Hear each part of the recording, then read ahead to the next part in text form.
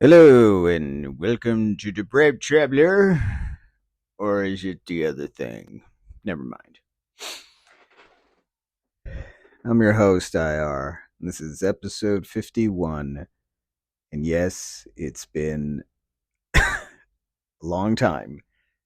It's been over a month since I did the 50th episode. By the way, you might be able to hear my AC. That's because I'm in a tiny ass room and it gets hot in here. I've been busy wasting my time playing a remastered version of Shadow Man. That's a Nintendo 64 video game that came out in the 90s, I think. Um, it's not bad. I played it when I was a kid. It's I guess it's fucking nostalgic. It has to be, right? Um, as a kid, I just remembered this game was so creepy and weird and bizarre. I like the soundtrack. Um, I thought the story was all right. Then I got older and I realized it was good because it came from a comic book and not just any comic books. I don't want to pretend that all comic books are good because more often than not, they are not. But this one was written by Garth Ennis, the guy that made Preacher, uh, The Boys, and a bunch of other really cool stuff in comic books, like Hitman. Um, I haven't read it, but when I found out that it was Garth Ennis that wrote it, I immediately, you know, got interested because he writes really like he even did some good stuff with the Punisher. Um, he writes entertaining stuff, but I'm not sure if this is true. I think it is though. Steve Dillon was the guy that he would team up with to pencil his stories, and they just went together perfectly. I mean, the style of Steve Dillon's artwork and Garth Ennis's writing is just perfect. So with Steve Dillon gone, um, it's just really not the same. It's not the same. Um, so anytime I see Garth Ennis's work on anything, but it's not with Steve Dillon, I'm not that interested. I'm sure the story will be entertaining because it's Garth Ennis, but it's not gonna look great. I mean, whatever. I'm not even a fucking fanboy anymore. I used to. I used to have to buy every issue of everything, like it was sacred, like it mattered. Like this is going to give me the answer. I mean, it didn't, but it sure was entertaining. Um, but the game though was fun. Besides the story being interesting and captivating, the game was actually kind of fun. I mean, stupid because it's a 90s game compared to everything now, but not necessarily. I mean, I've actually been kind of enjoying myself collecting all the little bullshit and playing it. It's it's kind of fun. I mean, but I do think that if it wasn't for nostalgia, I would not be playing it. I remember as a kid, I so badly wanted to know the rest of the story. That's what kept me playing it. And then I think there's like not that many areas or levels in the game. It's one of those games where they have you coming back to the same level so you can do shit now that you couldn't before. because you've leveled up or found some fucking thing or whatever. And for the most part, that doesn't sound all that appealing unless it's a Dark Souls game. Um, but for me, that was like the first game I ever played that was like that. And I so badly wanted to beat the game that I remember that was the first game I ever looked up a walkthrough for. And the game can be a bit of a maze at times. And this was before IGN and YouTube had all their video walkthroughs. So I had to read the shit and then do it. And I shit you not, you know, word by word moving my fucking character just so I wouldn't get lost. I think I did the same thing with Zelda, but that one wasn't word for word. I was able to do a lot of it on my own.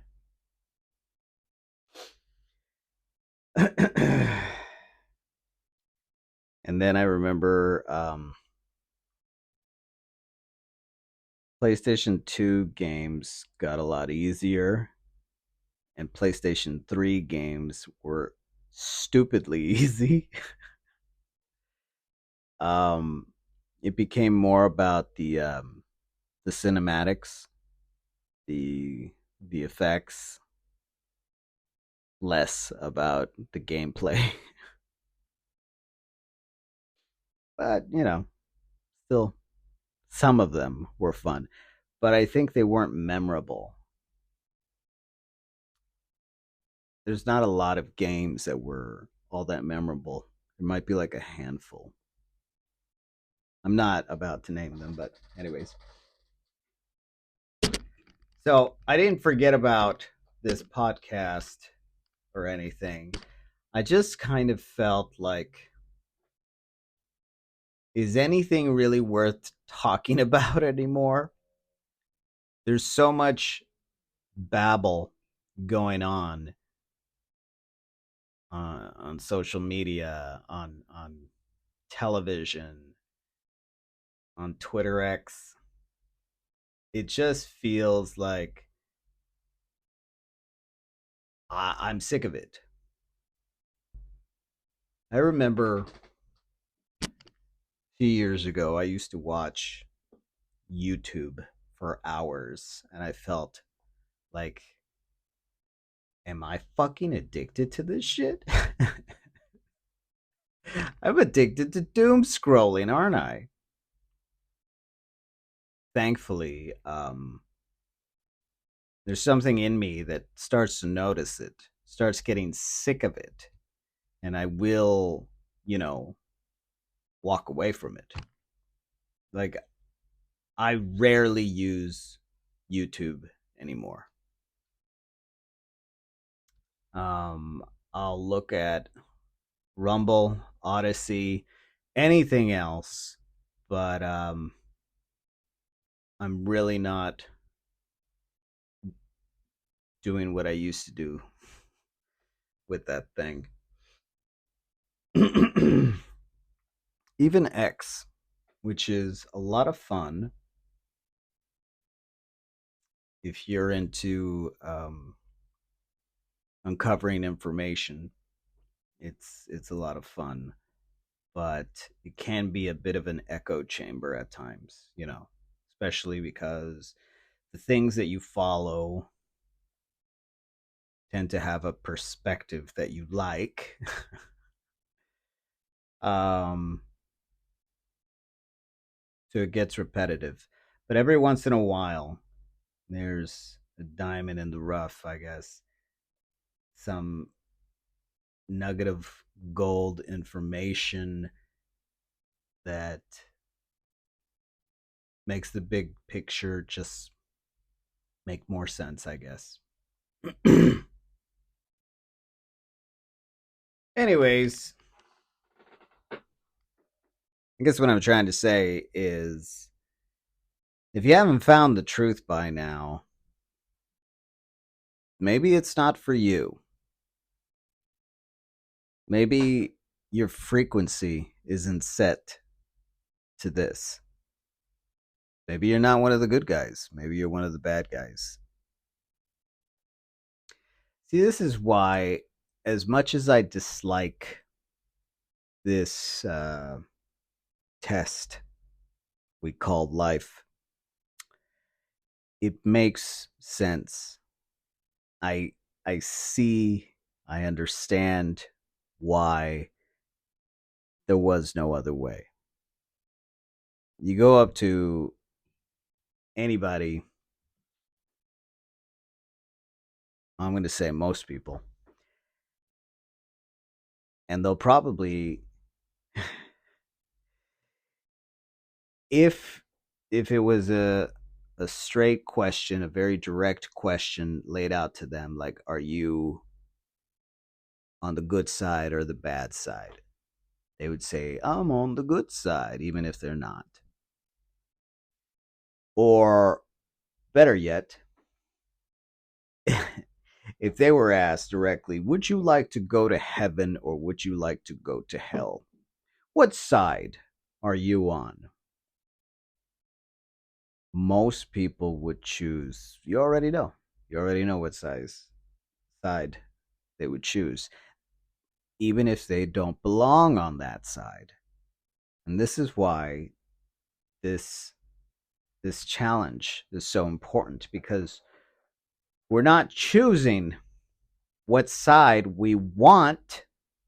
We are showing with our actions, we are demonstrating what side we belong to. And there's no other way to get that answer. Like I said, it's too friggin' easy to lie. Just say I belong over there. I I mean, most people's delusional uh, self-image of themselves is just warped. They'll tell you that they're geniuses, or no, actually, the majority of people would probably say, I don't know everything, but I know this. I don't know everything, but still continue to behave in a manner that suggests that they actually believe they know everything. Have you ever met these people? They'll admit, I don't know that. I don't know. I don't know. Help me do this. How do you do that? But in everything else, when it comes to important decisions, they want to be the ones to make that decision. It's ridiculous. It's moronic. It's self-sabotaging.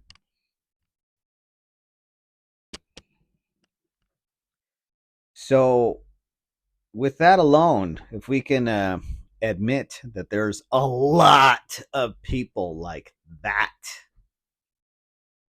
that alone should demonstrate why this challenge was and is necessary.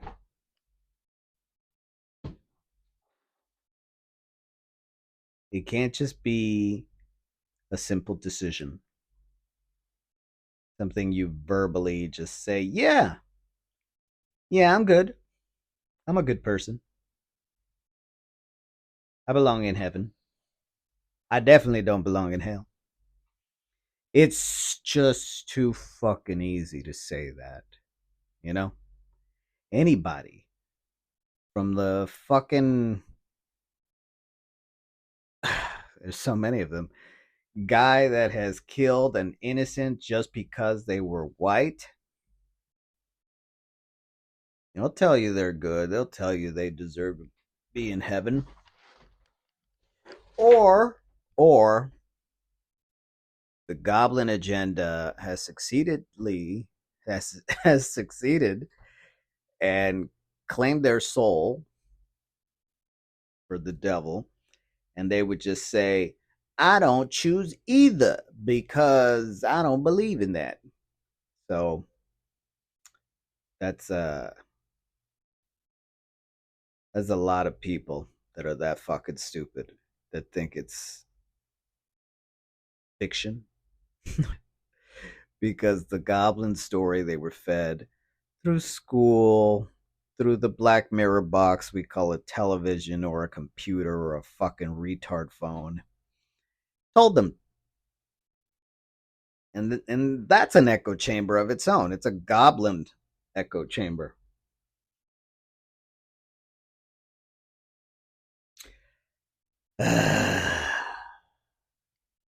The older I get, the more I understand that Mark Twain quote about how the more he knows people, the more he likes his dog.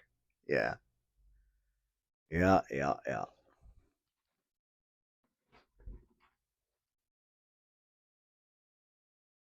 It would have been awesome if he explained it, but I'm pretty sure I already know what he's thinking about. Not just that the majority of people are stupid, but maybe there's some esoteric information in there, like from the Nag Hammadi, the Gnostic text, how the demons also created their own humans. They just didn't come out right. They didn't have that spark. So they had artificial spirit, or as we, in a more modern sense, refer to as NPCs. And yeah, yeah, I think I've met a lot of those. I was listening to something Roseanne Barr said the other day on a tweet video where she said that we're not all human. I agree. She said, a human can change, a human can choose to change. I've grown up with people that, I kid you not, for decades, they do the same thing over and over again, like they're retarded. Except, I they might qualify IQ wise. I think an IQ of 85 is used to be considered mentally handicapped, but they had to change it. They had to drop it to not be racist. You fucking believe that? Oh man, this is a funny reality we live in. I mean, it's hard because you really have to toughen up. You really have to toughen up just to not let it get to you, not let it black pill you. And that's what I've been doing for the last 5 months, maybe a little over 5 months. I've been exercising every day, trying to get tougher and stronger. And I've had really awesome results. Like I've exercised for a long time, since I was younger, but a lot of the shit is kind of secret. Like they keep inventing new ways of doing the same shit, and some of those new ways are not as good, harder, stupider, worse for you. And now that I know as much as I do about bodybuilding, I honestly feel that a lot of the exercise mumbo jumbo is purposefully uh, made to confuse and dishearten and maybe even damage. Um, yeah. If you know the muscle groups in your body, you know they're not infinite. There's just a limited amount of muscle groups that you really want to focus on. I mean, we could break it down and just say legs, abs, back, chest, arms. I mean, we could throw in some neck exercises and if you care what your face looks like, there's some things you can do there too. Um, but it's not that many exercises that you actually need. I mean, it might feel that way, especially if you're beginning. Um, that's the hardest part. If you're, it's like climbing a mountain. You know, once you get to the top, it's easier to just stay there than to you know come back down and then climb up again. What I mean is, once you've achieved the body that you wanted, or the level of strength that you desired, it's real easy to just maintain it. You know, just you don't even have to work out that much. You actually work out more when you're getting there, climbing that mountain. But once you get it, you're on top of the mountain. You just have to maintain it. You know, as long as you don't fuck it up and fall off, I guess.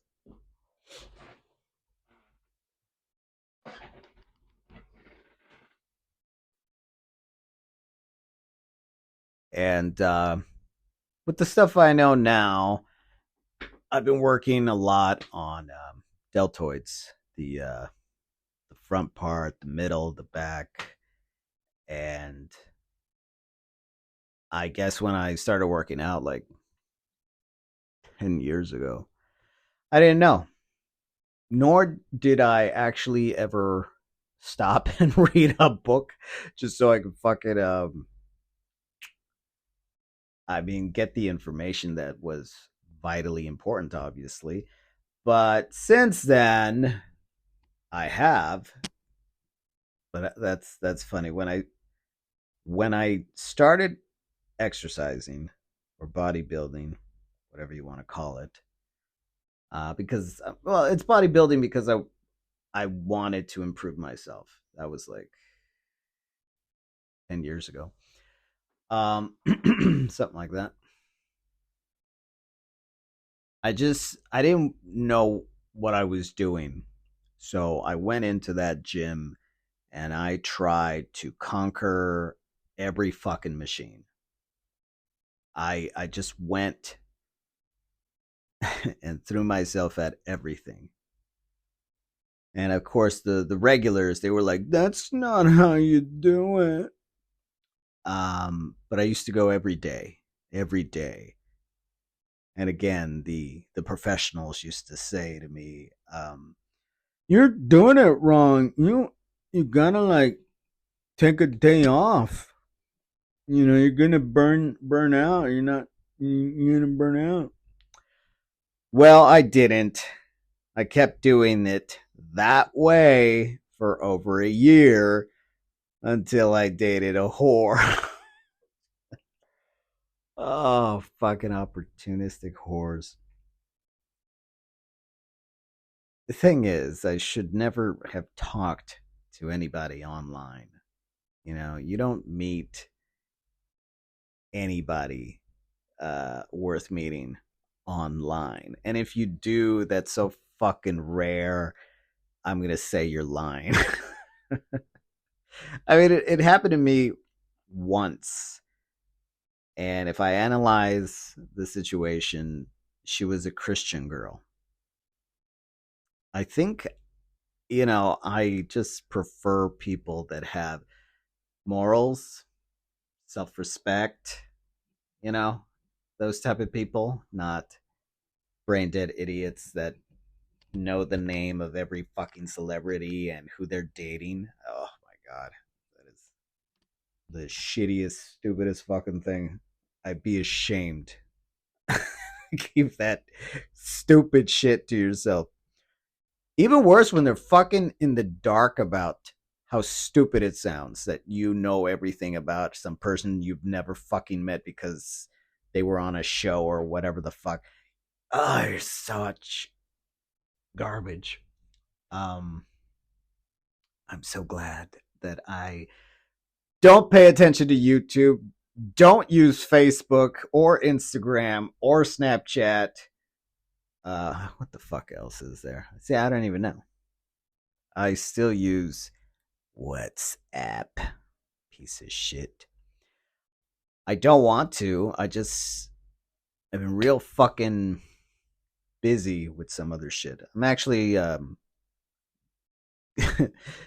going to school abroad, and it's so far right now. It's easy shit. Easy shit.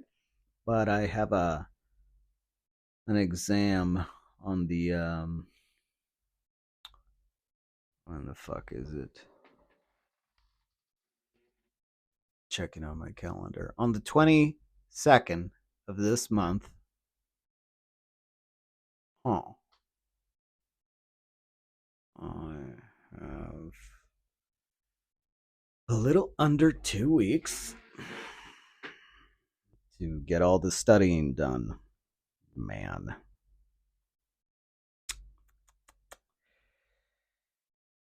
It's in another language, so that makes it a little harder. Studying biology right now, so with what I know, I keep looking at this shit and thinking, is any of this true? Is it partially true? Like, all right, show you this one thing. The DNA in prokaryote cells is concentrated in the nucleoid. Nucleoid means not exactly a nucleus, but it resembles a nucleus, and this is true, apparently. Then here's the next fact. The prokaryote cell does not have a nucleus. This is apparently also true. It's a plasmoidal fucking what do you call it? Bacteria or parasite, maybe.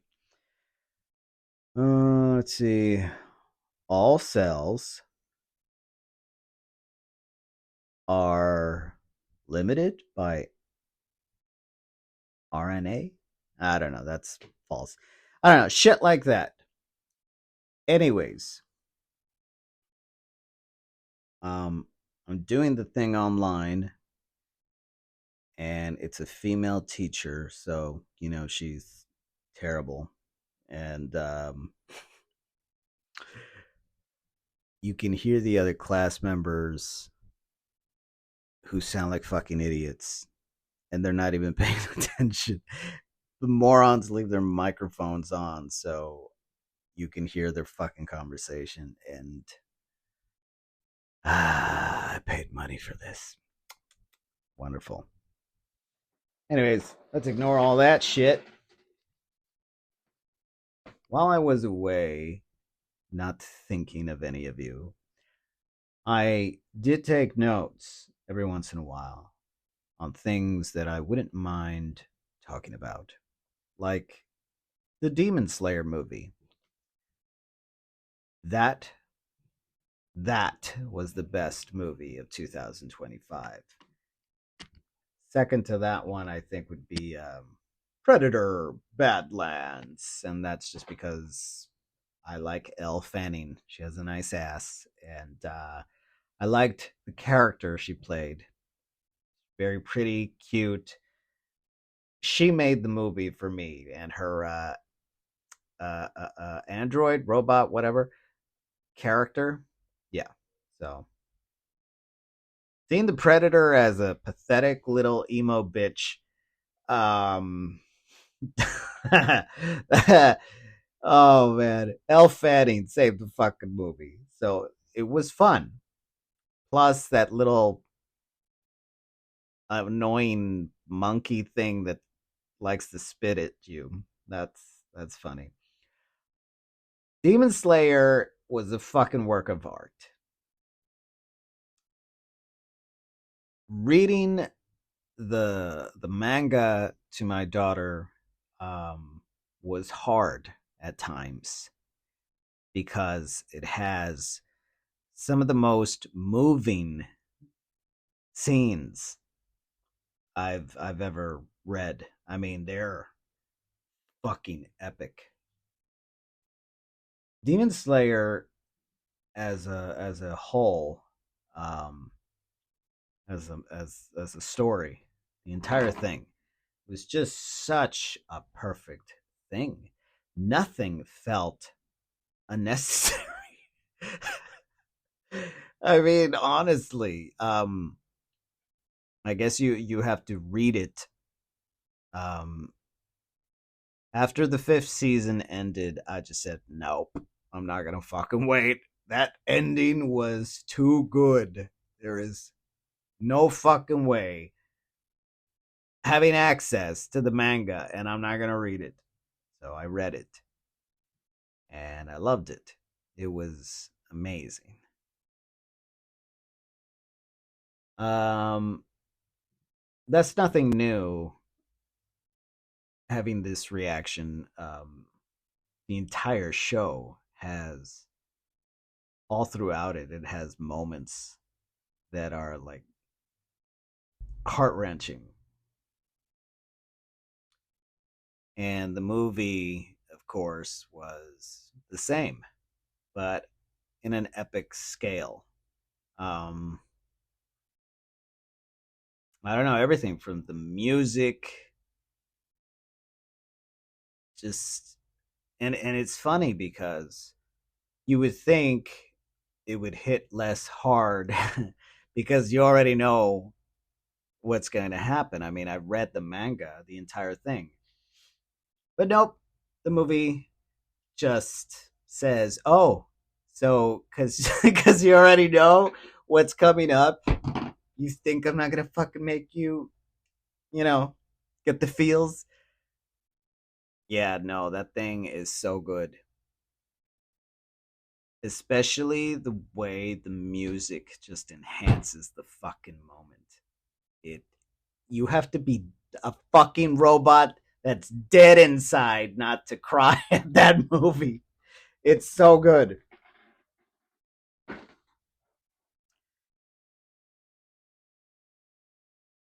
If I hadn't vowed that I am not a fucking collector anymore, I would want to buy every toy, every poster. I mean,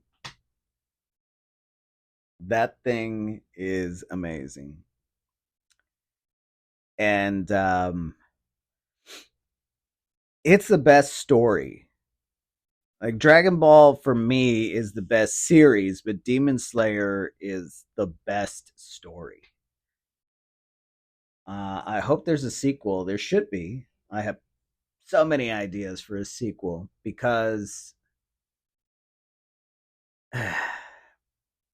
well, demons are real. So, in the world of Demon Slayer, it's just that guy. He's the one that created all the demons, and once they get him, that's it.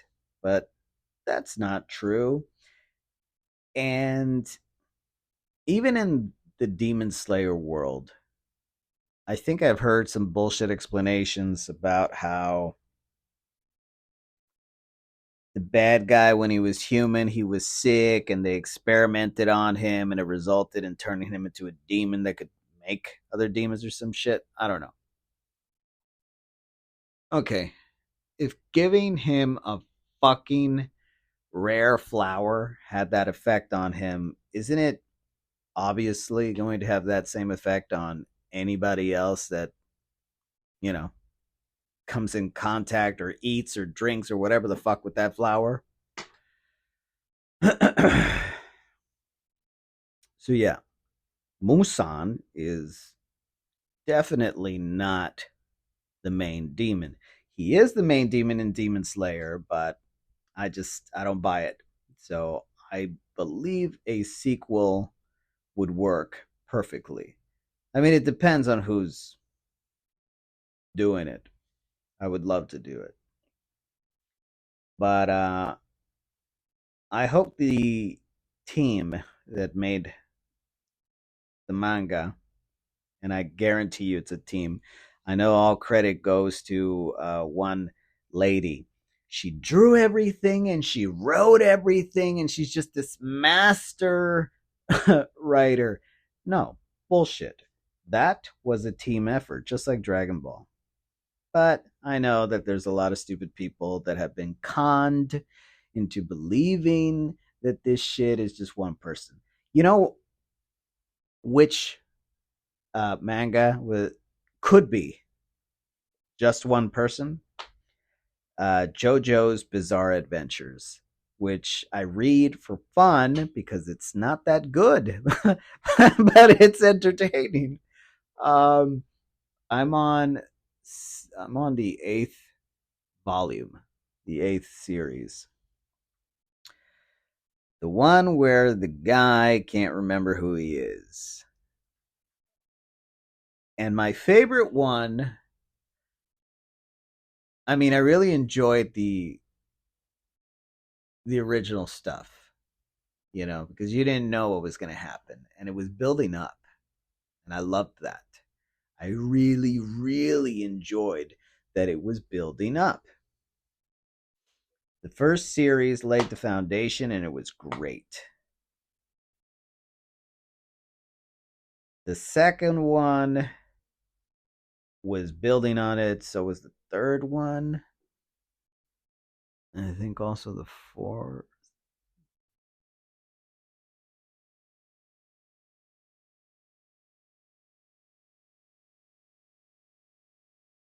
No, it may have. I can't remember which one just deviated like fucking crazy. There was this one, I think it was like in Italy. I don't know if that was the fourth one or the fifth one. I think it was the fourth one.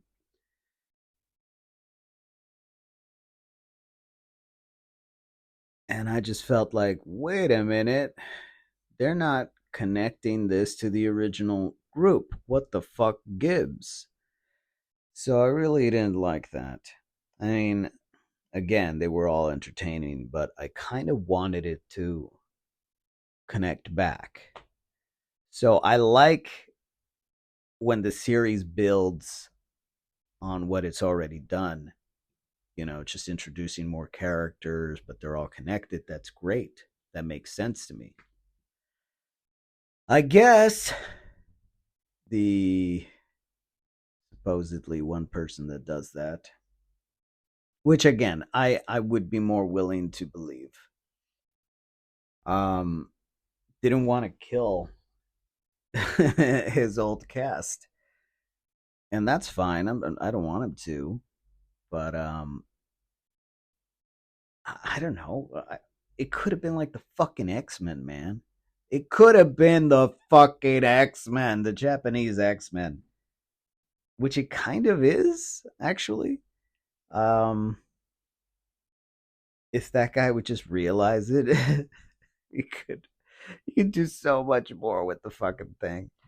Um, I found out that some of his characters have been used for Gucci marketing. I think it was Gucci, because the guy has such a fashion style of illustrating. Like if you've ever seen fashion illustrations, they look very much like what that guy, I can't remember his fucking name, does with JoJo's Bizarre Adventures. I haven't finished the eighth series. I'm halfway done. I did sneak a peek to the ninth series, and I read the first issue, which was a big fucking uh, maybe like four times the original size of a comic. Um, didn't like it. Not impressed. Throughout the series, it's been getting gayer and gayer. Now, the only reason why I still read it is because it's not in your face gay, like two guys going at it or whatever. It's subtle gayness. Like every male in the fucking JoJo's Bizarre Adventure after the first two or three series or volumes, every male has started wearing lipstick. If you read the series in color, they all have fucking lipstick on. And this is made abundantly obvious when their lips are like a completely absurd color, like I don't know, pink, green, orange, some shit like that, blue. Um, and of course, they all have eyeliner and mascara, and it's like, what the fuck? To the point where in volume 7, one of them was a woman. And the main character thought it was a man until he felt her up and said, "What?"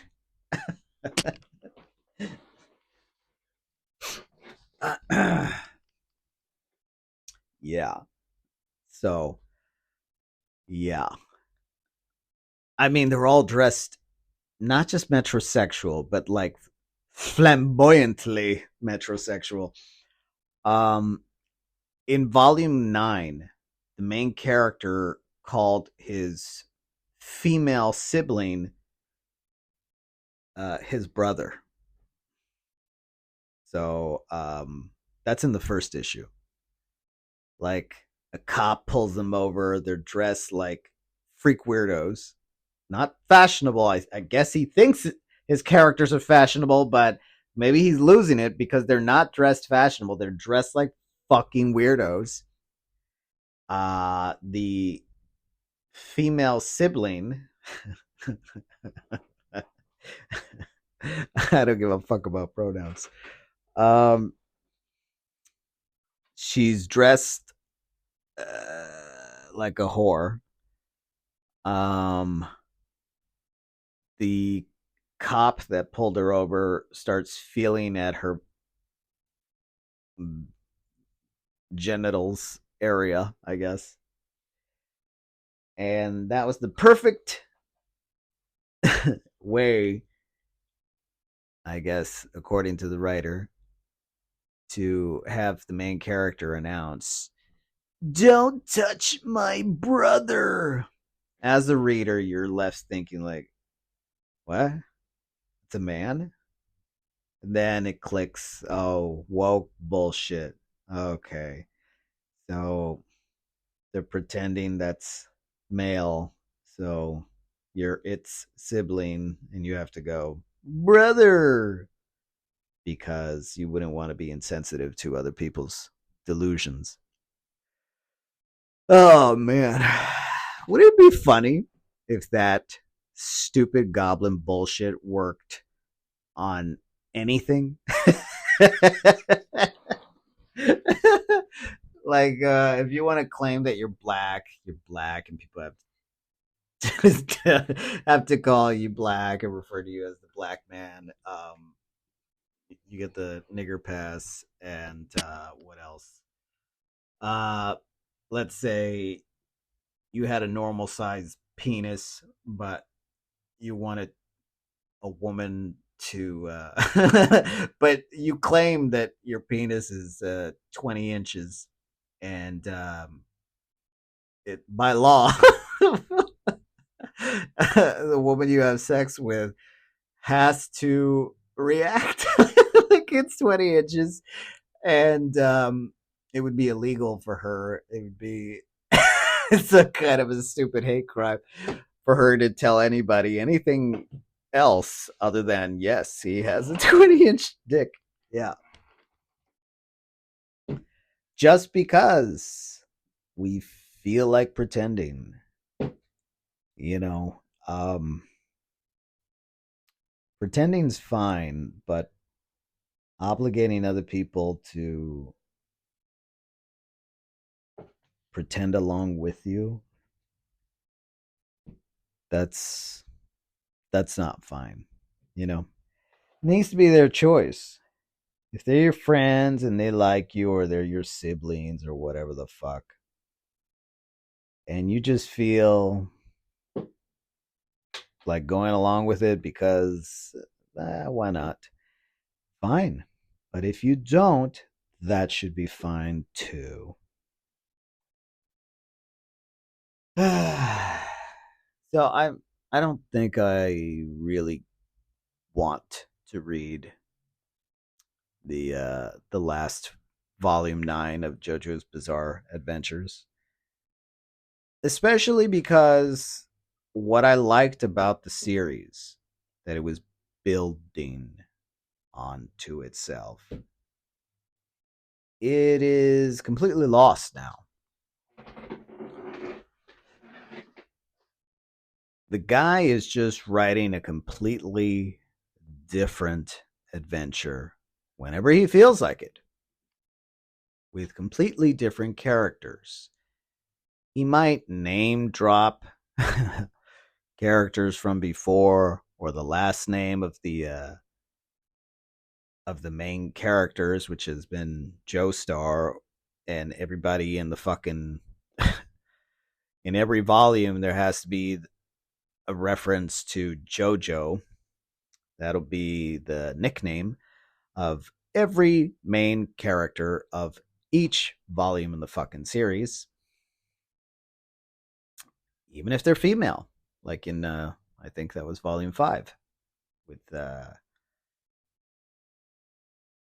Josuke, Josuke. I don't know. No, never mind. Um, I haven't seen the anime. I saw a couple of episodes in the first season. I haven't seen the second season. I was kind of interested in seeing the one with the daughter as the main character when she's in prison. That might be interesting. Oh yeah. See, in the Demon Slayer movie, what I loved about it, besides everything, was it fills in the gaps. Obviously, there's a lot of gaps to fill when when you're reading a manga, right? Because there's not that many illustrations. There's a limited amount, and you fill the spaces in between in your head. So seeing that those gaps filled with the movie, I loved it. It was so awesome. Um, Another anime movie that recently came out was Chainsaw Man, the Reese arc. Chainsaw Man, the movie, Reese arc. Again, I've already read all of them. I'm up to date on Chainsaw Man. And my goodness, just end the freaking thing already. I'm not saying I hate it. I love the artwork. The story is captivating, but Man. Now that one I can believe is just one person writing it, even though I still kind of feel like, is it?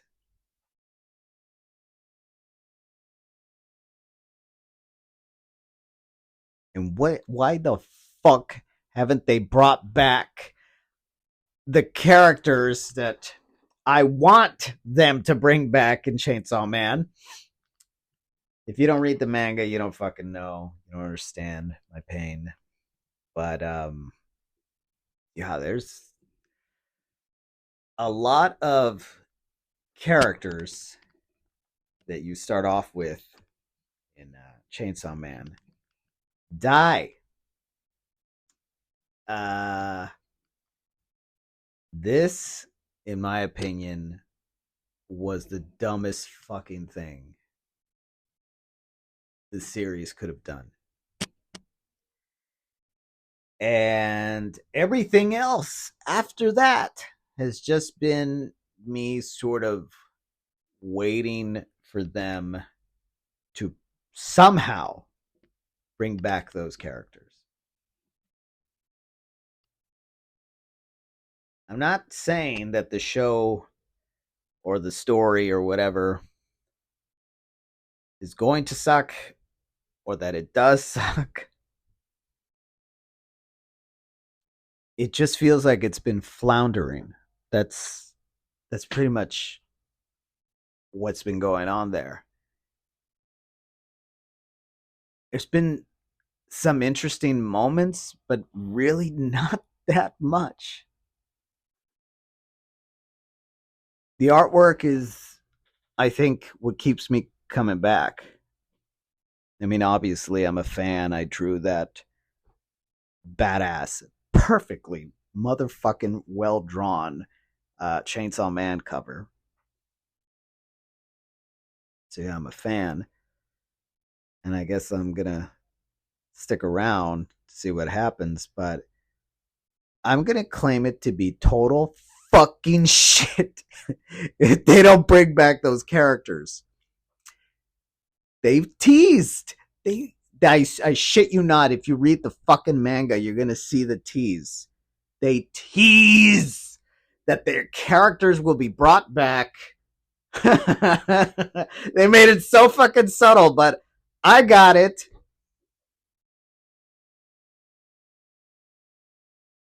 If they don't, I will be their biggest hater. And if they do, the opposite. I'm gonna tell anybody that you got to read this. And I tried. I just read Chainsaw Man and tweet messages at him that he needs to bring them back. Otherwise, he's a cocksucker.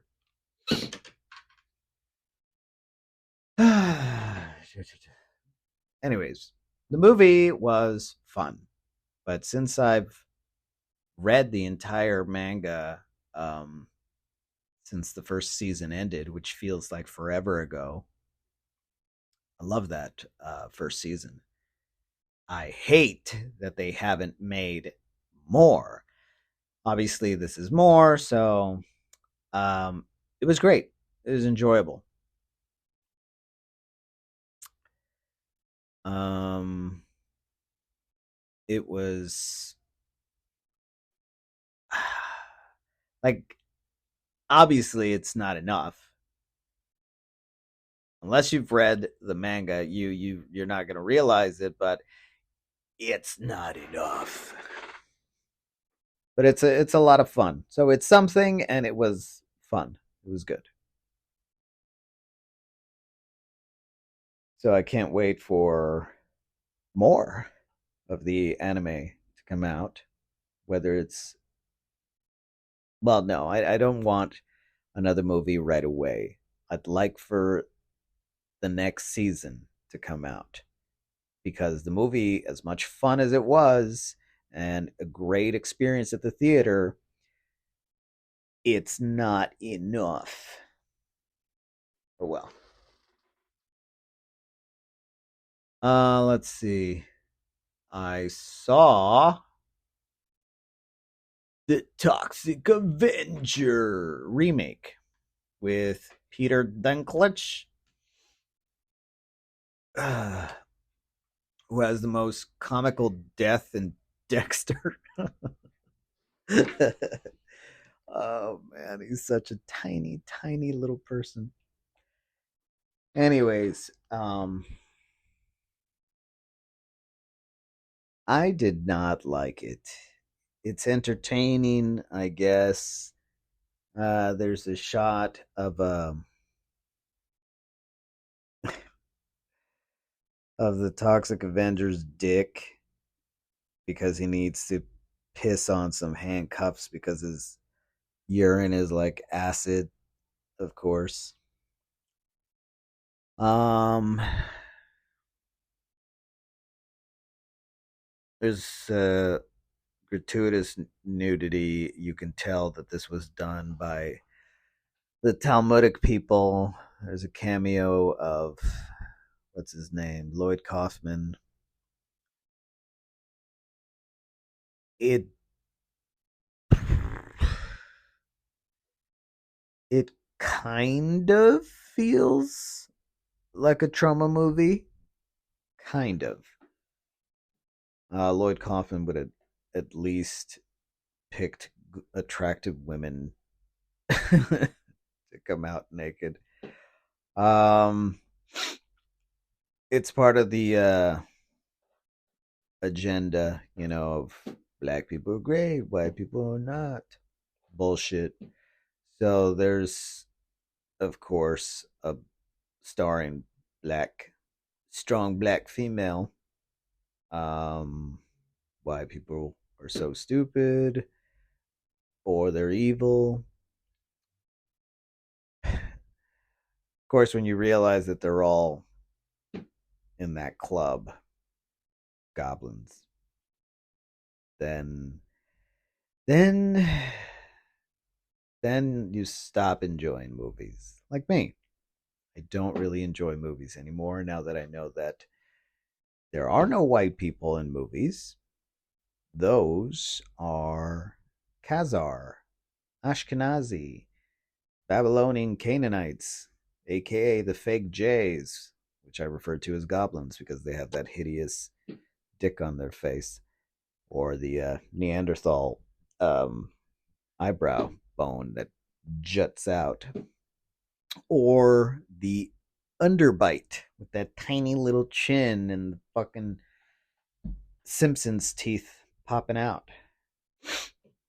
That is their physiognomy, which you will learn to notice if you look into phrenology.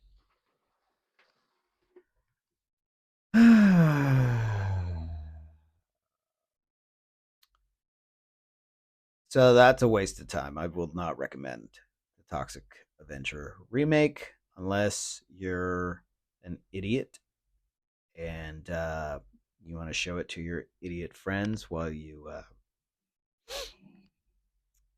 suck each other off and uh, get high on, I don't know what the fuck retards do. I saw a bit of Red Sonia, and that was garbage as well. The star of the movie is hideous. I don't think that's a real woman, by the way. Um, it's part of the Talmudic, belief system that they can trick God, even their God, which is some demon called Moloch or Melech. They they found out the sex of the child while it's still in the mom, and then they pump it with testosterone so it develops into a man. And they do the same thing if it's a boy.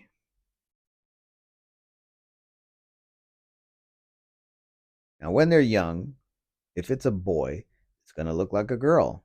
No big deal. Nobody will know the difference. But as it develops, it won't be able to get pregnant. And as it gets older, it'll be pretty hard to hide the fact that that's not actually a woman. Like, I don't think Sandra Bullock ever had any kids. I thought she was super pretty, but if you look at her jaw, you realize that's a pretty manly jaw you got there. Now, I understand that people, some men, are not gifted in the jaw department. So it's possible that some women could have jaws that look more masculine than feminine. But I guess it's suspicious when you see that in Hollywood, most of the women have these masculine jaws. Very few of them don't. You can know who's who, and I'm not talking about the Adam's apple. If you study the skeletons, the differences between a male and a female skeleton, you'll see it. And it's not just size, but like in the hips department, where a woman's body is meant to be able to pass a baby, a man's body is not. So look at the bones in the hips, the skeleton, the male and a female. You're going to see right away the differences. But obviously, there's more. There's more tell signs. And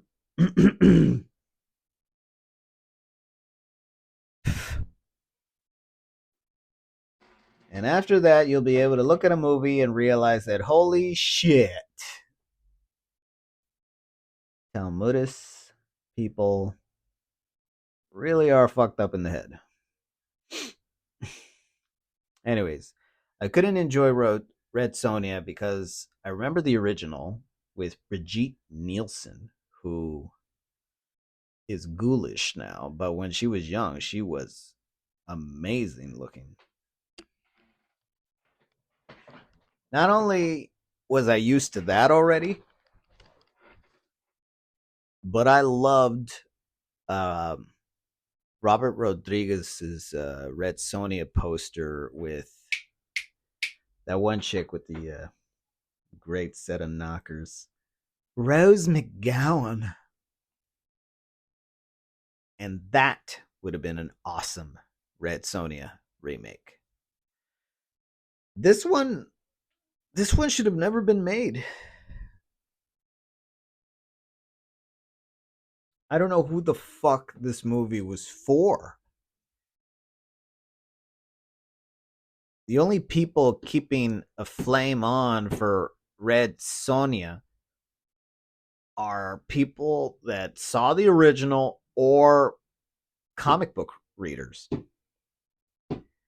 And guess what? They like the comic book because they draw her looking hot. Dumbasses. Oh, well, ours is better because the bitch is ugly, so yeah. Fuck off. It's so stupid. It is so fucking stupid. They should have given uh, Rose McGowan the part. I mean, I know she's not as attractive as she used to be by a shitload. That's how you destroy people. Give them money. Got that fucking Weinstein money, and then what did she do? She destroyed her face. Um, I don't know what else the fuck she did, but she fucked up her face, which was nice before. Now she looks stupid. I got curious about Begonia, which is by that one gay Greek goblin director. I've seen most of his movies. I saw The Killing of a Sacred Deer, which was a piece of shit garbage movie that only a gay guy could make. Had the most piece of shit ending of any movie. Um, what else did he make? The Favorite. That was his best movie.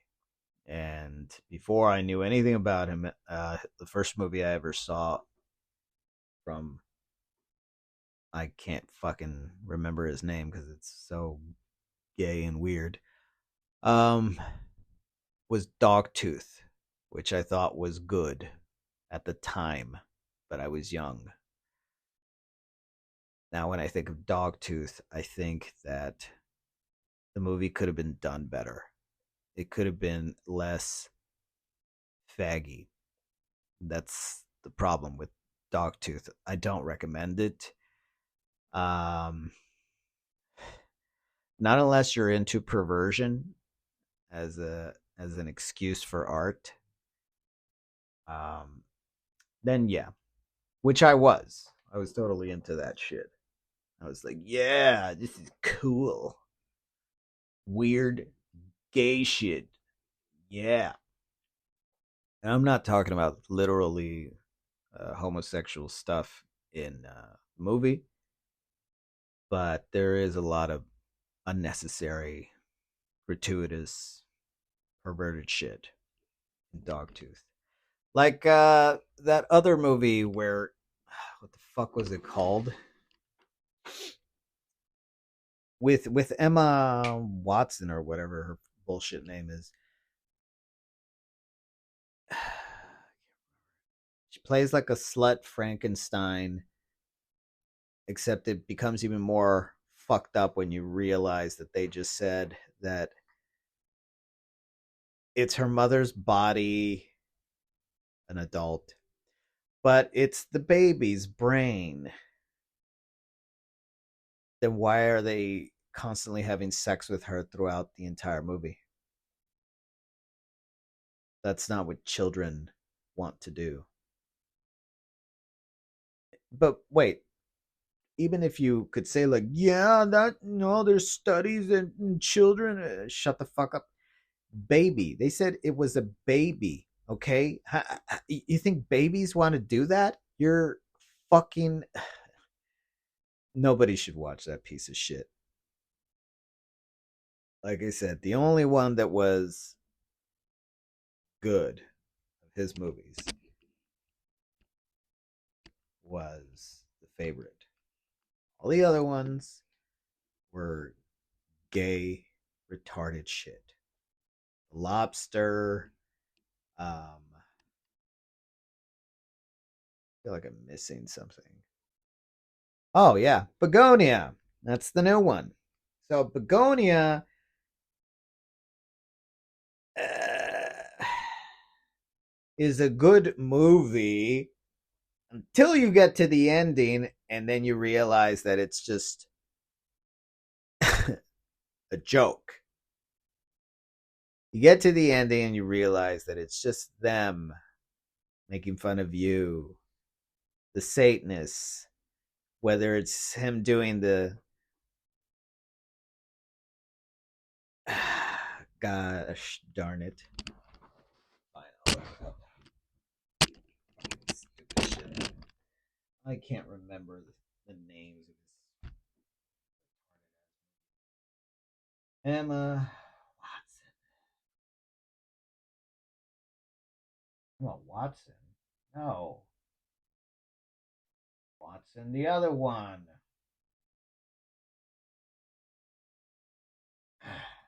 Dog.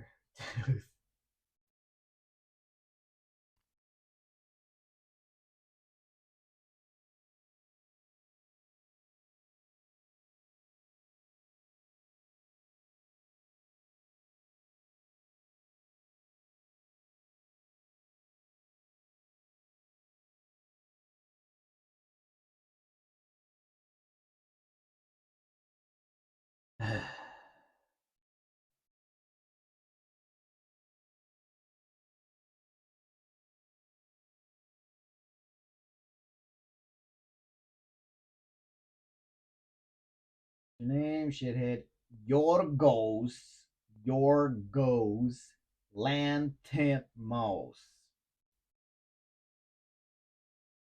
Okay.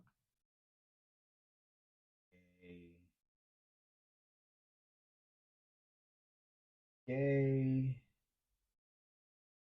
You know what? Yeah, you know what? Can you hear my computer sing? Getting hot.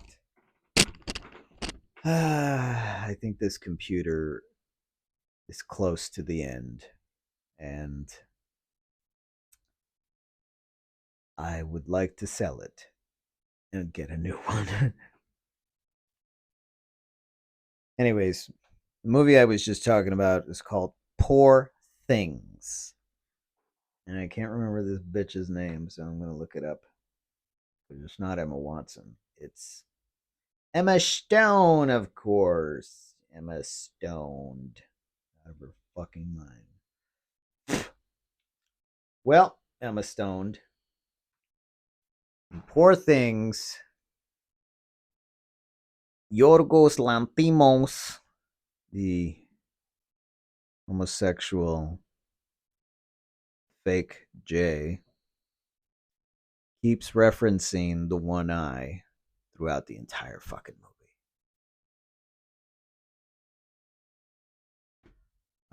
And if you know anything about the Talmud, you know how they like to think and tell themselves, because that's their Bible. Secrets out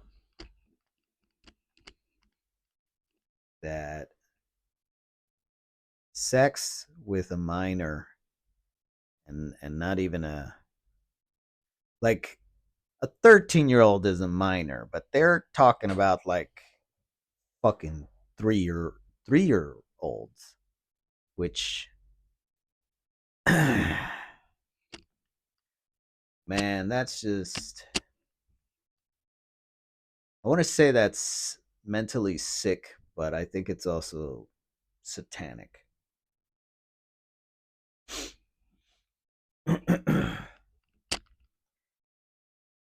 Now, again, as I was saying, Begonia is the story about a rich 45-year-old who has a pretty interesting life, I guess.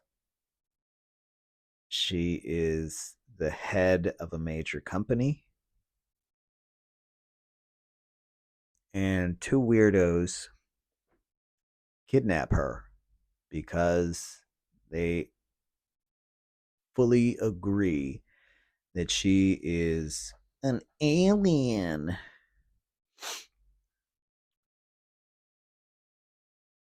And it's funny and it's disturbing, which is what most gay directors put out. Funny and disturbing. That's what they enjoyed to do. The ending, though, the ending is something that only a gay person would enjoy. It's a slap in the face, nihilistic approach to life and humanity. Um, watch the movie if you want to, but yeah, it's a shit ending.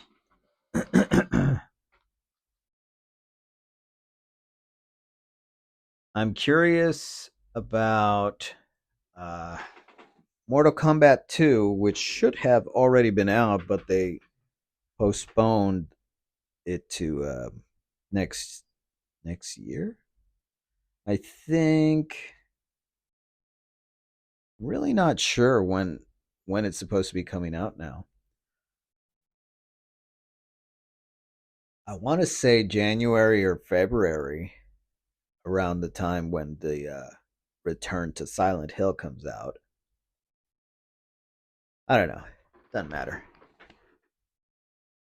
Anyways, the next cool movie is going to be Avatar 3, but it's made by the Goblin Satanist.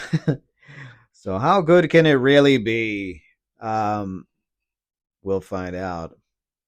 I like the first one. I like the second one less, and maybe I'll be liking the third one even less. I don't know, but well, we'll find out. I hope it's not shit. I hope it's great. I mean, maybe we're trusting Cameron a little too much.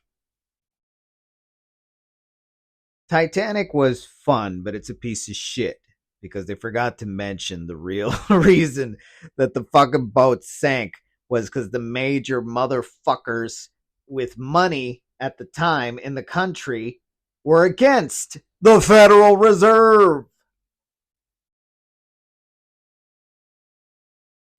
Oh no, that's not it. We didn't notice there was an iceberg. Oh, yeah, you don't plan for that, huh? No. Why not? Well, because we don't steer the fucking boat near them. We don't go where they're at. Yeah, that would be stupid, wouldn't it? Oh, what's the official story? The iceberg, it just floated out somewhere where it wasn't supposed to be. Whatever. That was a planned attack, just like 9/11 was bullshit. And the Twin Towers were taken out by dynamite. It was a planned demolition.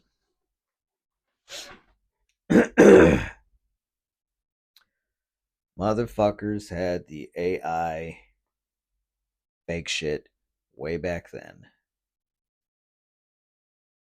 Wasn't even that good.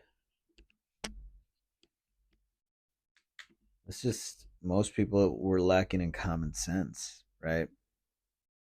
Like an airplane would have smushed against the steel beams of the building, not just rammed right across it.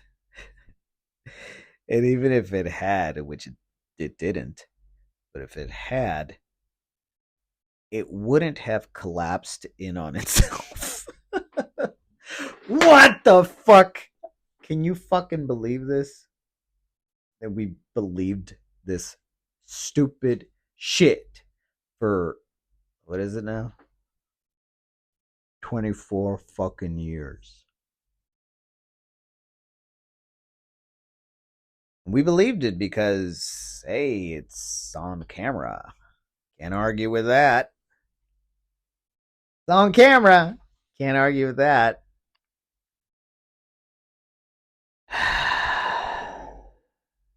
Larry Silverstein. I think that's his goblin name.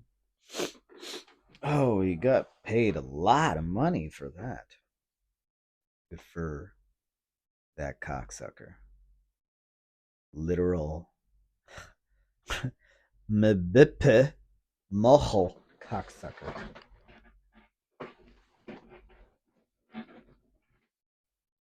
Mm-hmm.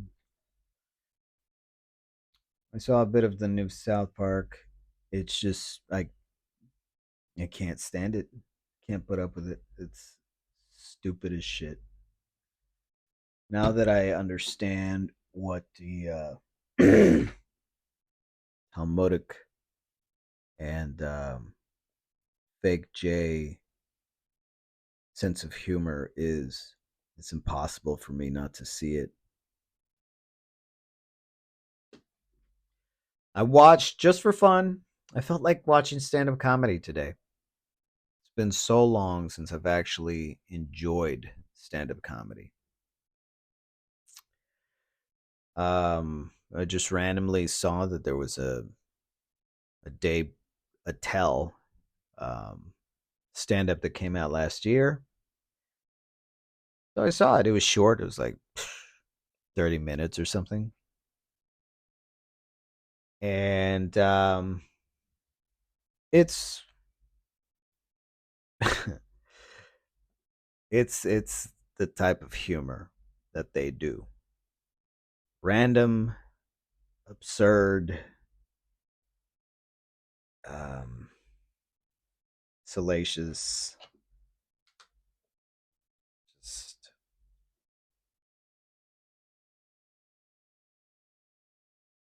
I don't think I laughed once. I think I found some of the absurd shit that he said humorous, but it didn't really make me laugh. Just like South Park, it used to make me laugh. It doesn't make me laugh anymore.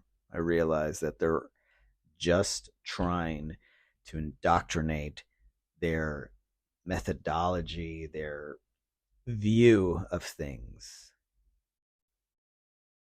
on everyone. I didn't enjoy Futurama. Futurama and South Park are dead to me. They're garbage. Family Guy and American Dad's been dead to me for a really long time, like Saturday Night Live. I saw a Saturday Night Live movie. I think I mentioned that before. And another one. Fucking garbage. Satanic piece of shit. Hated it.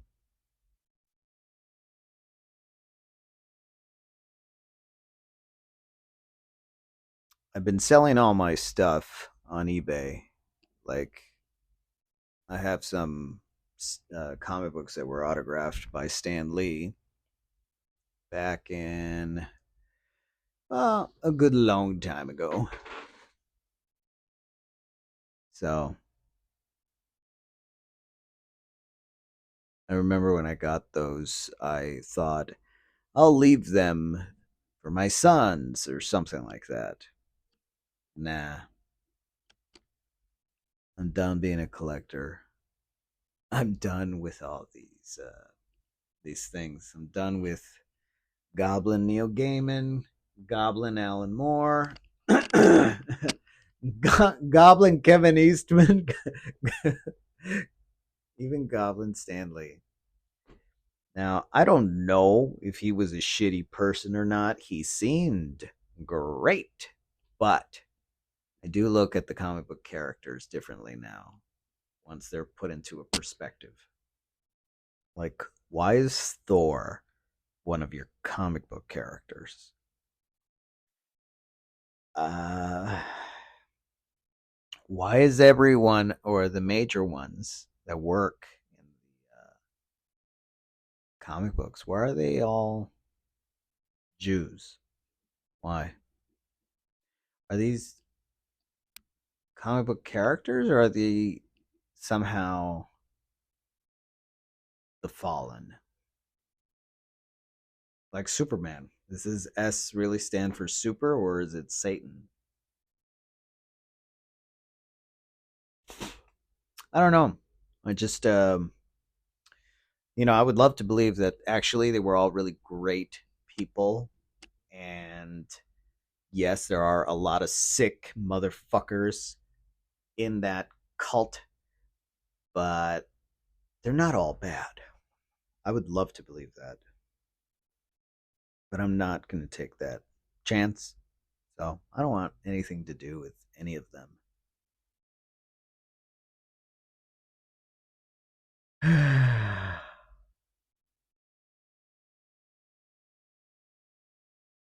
But I'm not selling it cheap. That's for sure. And I've made some pretty good money with some of the stuff I had. I had the first appearance of Tank Girl. That was deadline number one. First appearance, the UK edition, in perfect condition. And I sold that for close to $500. Um, I think I bought it for maybe $50. so that was pretty good. I just wanted to get rid of everything. I may have fucked up and sold another one for not as much as I could have gotten, but I think I just wanted to sell it. Or I wanted to have enough Christmas money, which I got. I had the original Evil Ernie #1 first appearance of Evil Ernie and Lady Death, signed by both Brian Polito and Stephen Hughes. So that was a good one. Um, I had a Witchblade comic that was signed by Michael Turner, so I sold that one for 90. I had Cry for Dawn #1 first printing, signed by Linsner. And a whole bunch of other ones I still haven't sold.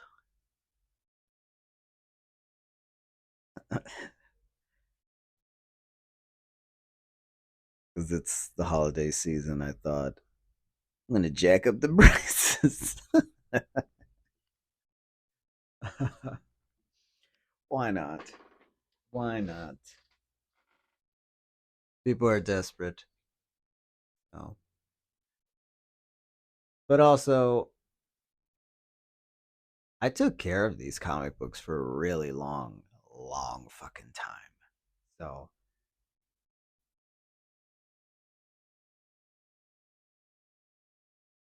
I don't know what I'm trying to say with that. Do I want them to go to a good home? No, no, no, no.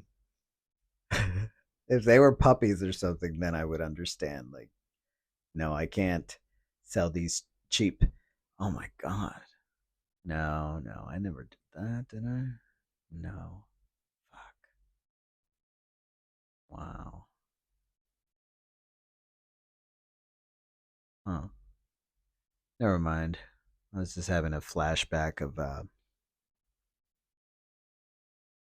used to have a pit bull. Yeah. A blue nosed pit bull.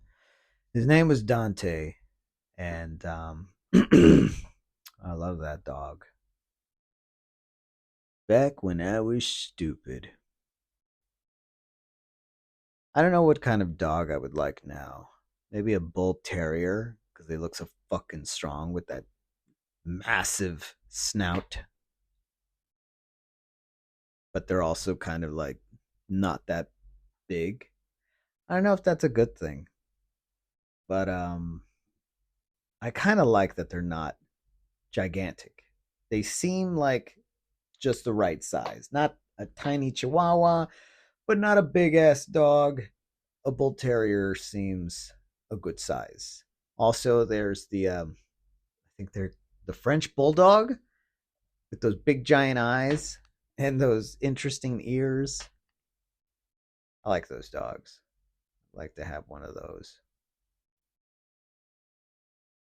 I don't think I've ever had a boxer. I've had a pit bull boxer, but not purebred boxer. Ugh, I have a fucking bruise on my leg. How did that happen? Anyways. Oh. Oh my gosh. Semen retention and exercise. My goodness. How long have I been talking? Jeez, that's a lot. But I guess I had a lot to say.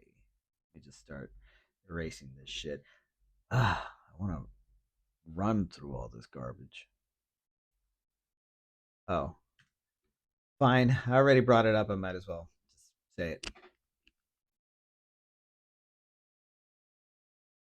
Semen retention makes me feel like I can exercise all day long and not get tired. I kind of feel like even if I do a little bit of exercise, I'm going to see results like almost immediately, like the next day or the same week. Um, so the benefits of SR are real, and that's all I feel like saying about that. Uh, uh, uh, uh. Randomly, I started watching older movies like a week or two ago. I saw Stripes with Bill Murray. I just felt like watching some of the Bill Murray movies. Like I hadn't seen the entire movie of Stripes, and it was enjoyable. It was funny. It wasn't really serious or anything. It was kind of stupid, but it was definitely entertaining. Then I saw Quick Change. That one was less funny and actually stupider than Stripes. Then I saw Razor's Edge. This was probably the best one. Bill Murray has a lot of great movies. Ghostbusters, um, Groundhog Day, Scrooged. I loved What About Bob? Razor's Edge doesn't really go with any of those movies, but it is good.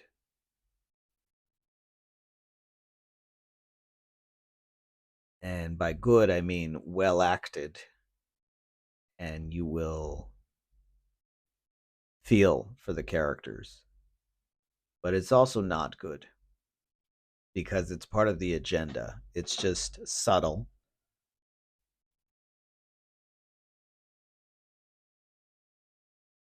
Bill Murray plays a guy that went to war, saw some fucked up shit, like a guy that he didn't even like, played by his own brother, getting killed right in front of him.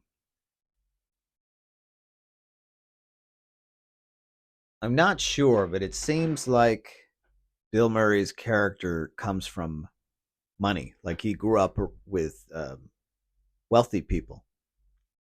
He dated wealthy people, or I mean, the daughters of wealthy people. Um,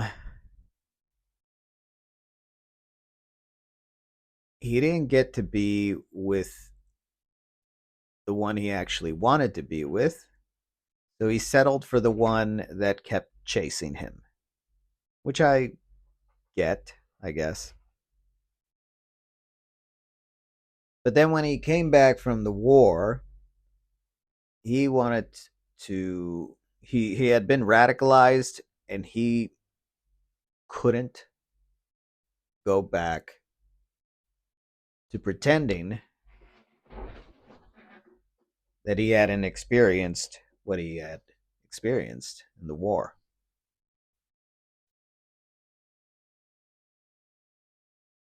He traveled and then eventually he went to, I think it was India, because that's where you go to become enlightened by the Indians. They're so civilized.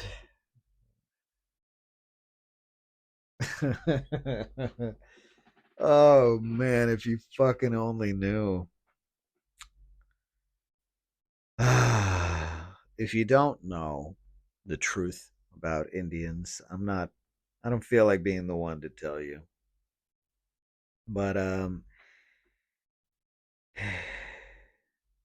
it's not all Bhagavad Gita, okay? Or the other one. I can't even remember. I've read the Bhagavad Gita and I've read the other one, but it's been a while. It starts with a P, I think. Anyways, I truly believe that the people that wrote the Bhagavad Gita and the other one, fuck, I'm not gonna look it up. I don't want to. Were not at all the people you see there today. So of course they're not gonna show you the ugliness of India. They're not gonna show you the shanty towns abundantly all over the place that have one public toilet that they all share. They're not going to tell you that it's very common for them to throw garbage wherever they can, anywhere, everywhere. And they're definitely not going to fucking tell you their IQs. They're not going to show you any comparisons in phrenology or in physiognomy to the goblins because pattern recognition would be racist. Because pointing out the obvious is racist hate crime.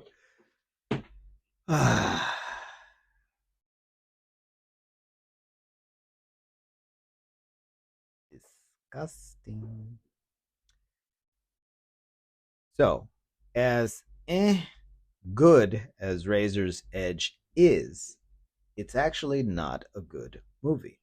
The message it has to say is that nothing matters, is that people die, fuck it, doesn't matter. Okay. If you watch that movie, you'll see what I'm saying. I'm not gonna recommend it, but it is it'll keep you entertained. The characters are very well played by likable people. So just like Predator, Badlands, great movie to watch in the theater. You can take your whole family to see that movie without worried of there's going to be some fucked up shit coming on. But if it wasn't for Elle Fanning's performance, that movie would be dog shit. I also saw that other goblin actor. What's his name? Fuck, it doesn't even matter. The guy from The Notebook. That guy. With the very obvious physiognomy. Um, called The Believer, where he plays a Jewish Nazi. A Jewish guy that wants to kill Jews, but he doesn't want anybody to know that he's Jewish as well. This movie shoves the truth right in your face. Shows you everything, but not thoroughly. In The Believer,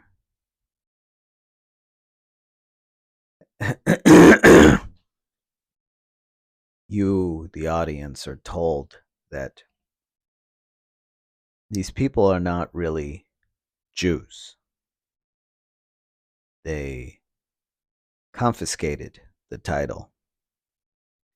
I believe he was mentioning what the Khazars did, the Babylonian Khazars, when they decided to become Jewish. They're now known as the Ashkenazi Jews.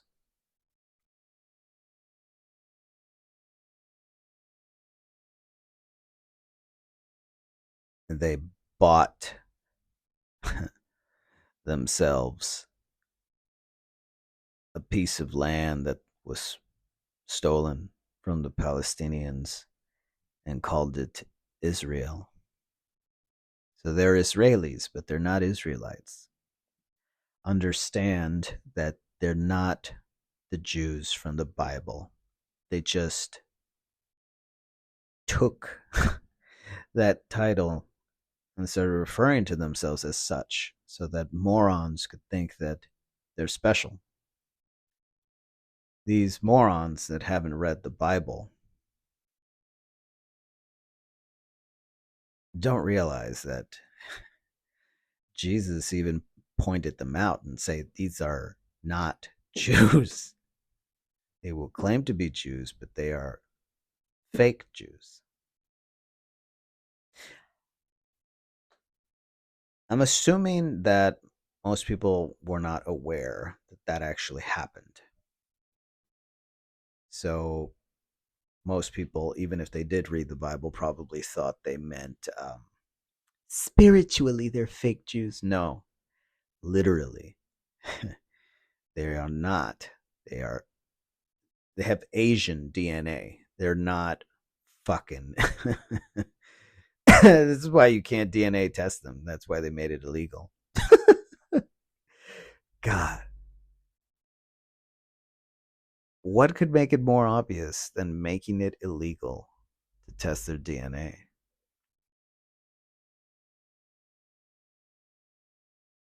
So the Khazars had an empire in Asia before they moved to, I think it was Hungary. And then from there, and well, you know where the Ashkenazis are at? They're in England, the UK. That's where they moved to, which is why, you know, World War II, before Israel was even a state.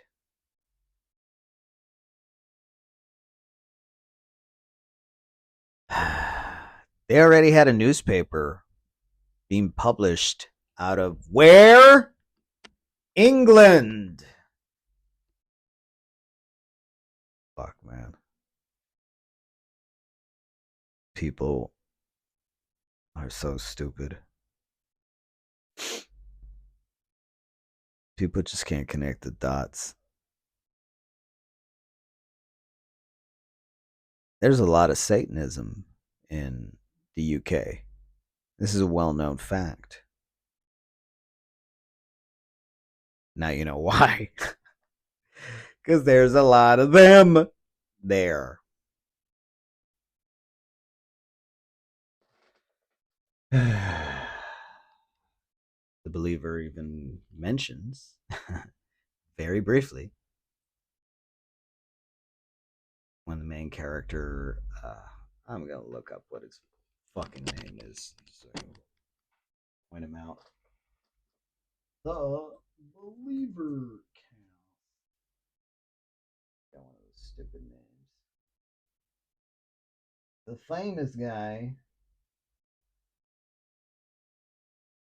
There you go. Ryan Gosling. Whatever the fuck that means. All right, so Ryan Gosling in The Believer briefly mentions that the fake Jews were the Bolsheviks. And again, if you look up who invented communism, Marxism, it's them.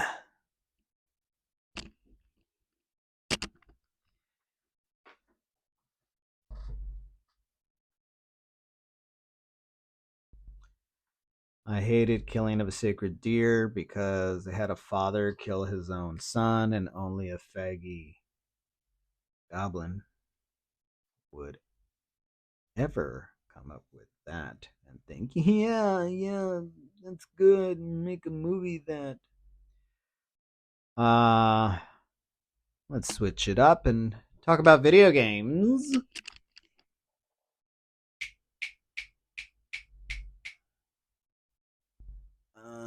Oh. What was I going to say? Oh, yeah.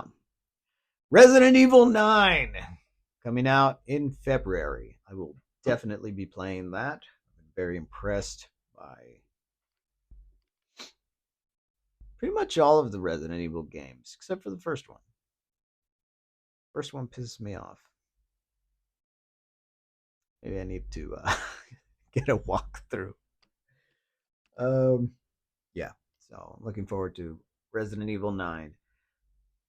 And according to Rockstar, who is a real bitch, Grand Theft Auto Faggy Edition number 6 will come out in May next year. We'll see if that's true or if they bump it up to another fucking year.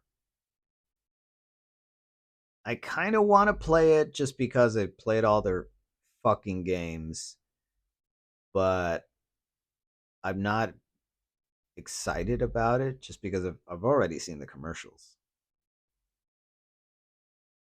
I I mean, what can you expect out of that one? For a long time, I wanted a female lead to one of those games, but not this one. Not now. Now with the state of everything. So this might be the first Rockstar game I don't finish. I'm not a fan of the online shit because honestly, the majority of people you interact with on the multiplayer stuff, they're stupid. They're boring. They're just the real life NPCs, the artificial spirit people that believe in everything that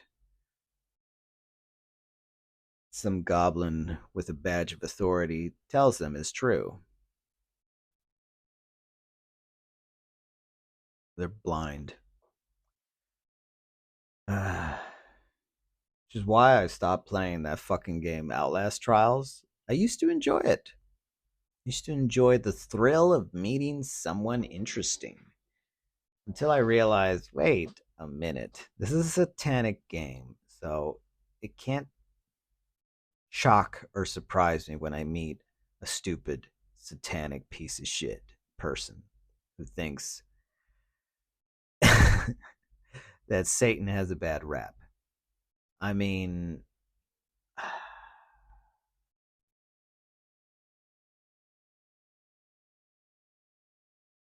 I hate stupid people.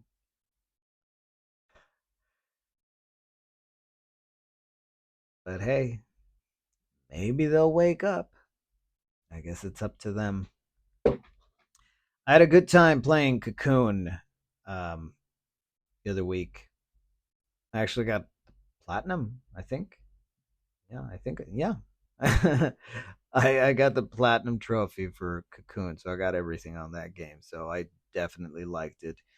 It's from the creators of Inside, so that makes sense because it was really fun and creative.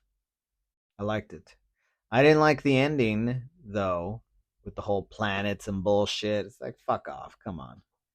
But the game itself and the gameplay was a lot of fun. Choo Choo Charles. I think I got the platinum for that one too. That was a really, really short game, but it was just long enough. It was a fun little game. I have no complaints except that the NPCs did not have moving lips. That's just weird. I can hear them talking, but they're just straight facing the entire time. Come on. Spend just a little bit of time giving them moving lips. That's it. That's all. Not a big critique. Baby steps. I. Oh boy. I wanted to like baby steps. I bought the fucking game, so why wouldn't I? I bought that game because of getting over it. I saw Goblin Markiplier uh, play Getting Over It, and I thought, hey, that looks stupid. I want to see if I could do it. Of course, that game is a PC game, so I'd have to get myself a PC, but I already have a Mac. So instead of that, it was announced baby steps from the creator of Getting Over It and Ape Out or whatever. I don't know. I didn't play that one. I didn't care for that one, but I digress. Baby Steps is funny. It's annoying. It's stupid. It's hard. I did 40% of the game. I think I've played enough. Because the more you play, the more you'll realize this is a faggy ass game. This isn't like a normal game. The humor is very much goblin, very much that of someone that thinks um, of a man that thinks that naked men is funny. Yeah, yeah. And then he shows his dick and he starts to pee and then they talk really close like they're about to make out and and then and then you see more dick and you get angles so you can see more dick and oh that's so funny. That is some faggoty faggot shit and I I don't like that. Like I understand that you have the option to blur out the dicks. Great. Yeah, I did that. But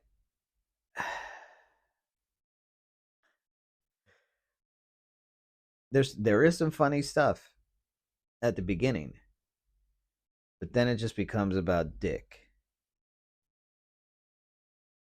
And then it just becomes really obvious that oh okay, so the fags that made this shit are of that group. They're the Talmudics. Ah, wow. I wish I would have researched those fucking people before even buying the game. And the only reason why I bought the game, because it's not worth buying, is because I couldn't rent it. Since I couldn't rent it, I just, took that risk. And it sucks. So I've already deleted the game. 40% was enough, especially when I went online to look at the other cutscenes, and I find out that, oh, he's dead. Yeah, that is part of the gay sense of humor, gay goblin sense of humor. It turns out that he's dead. He fucking died. Now he's stuck in this stupid bullshit where he has to climb barefoot.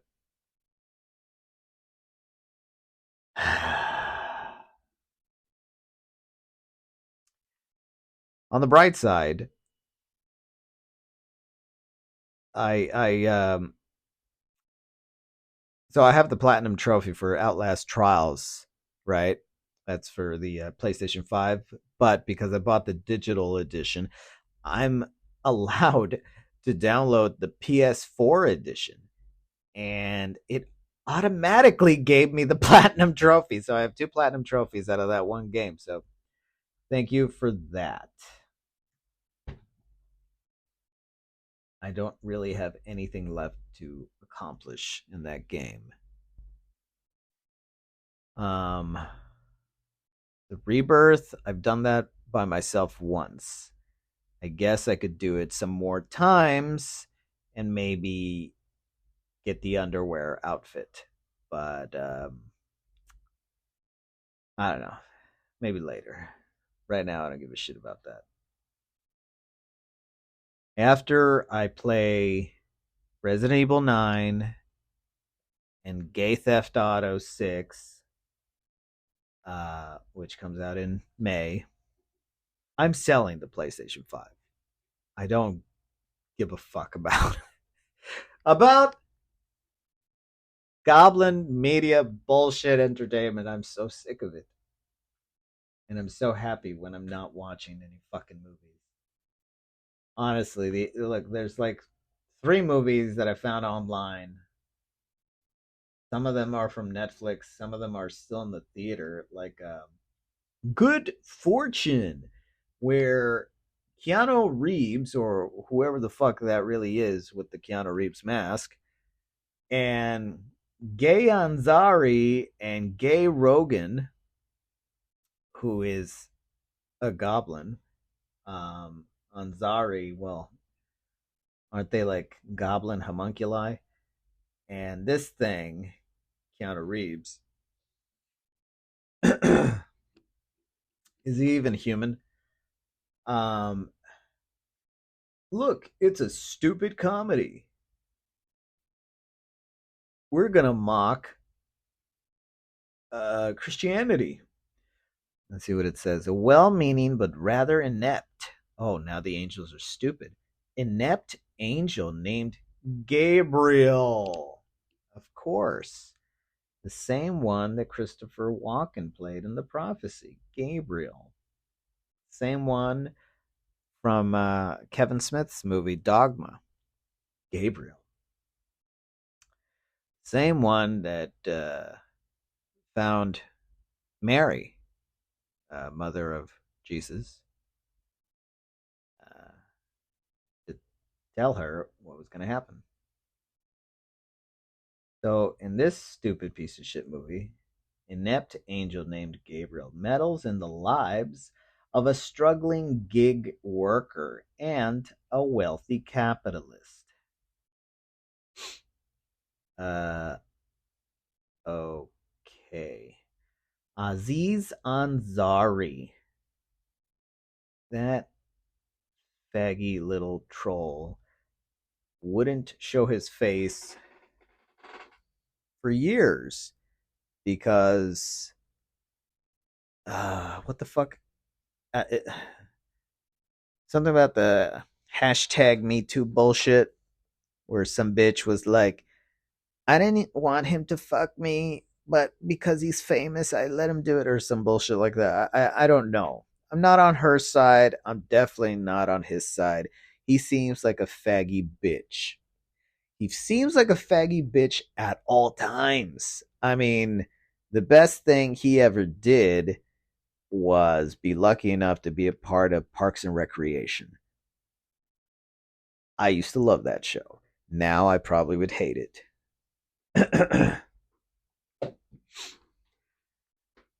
I don't want to watch this movie. I really don't.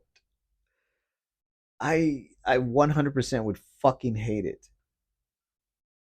I just clicked it off, thankfully. Like I can't watch Jewy kikey goblin bullshit comedy movies anymore. Like nothing with Will Ferrell. We cordially invite you to our bullshit. You're cordially invited. I can't remember some bullshit I saw with Will Ferrell and Reese Goblin Witherspoon. Yeah, she's one of them. Anyways,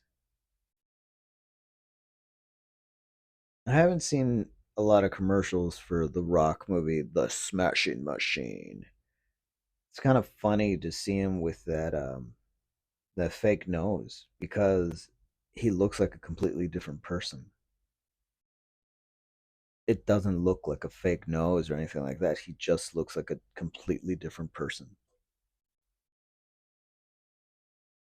I'm a little interested in that.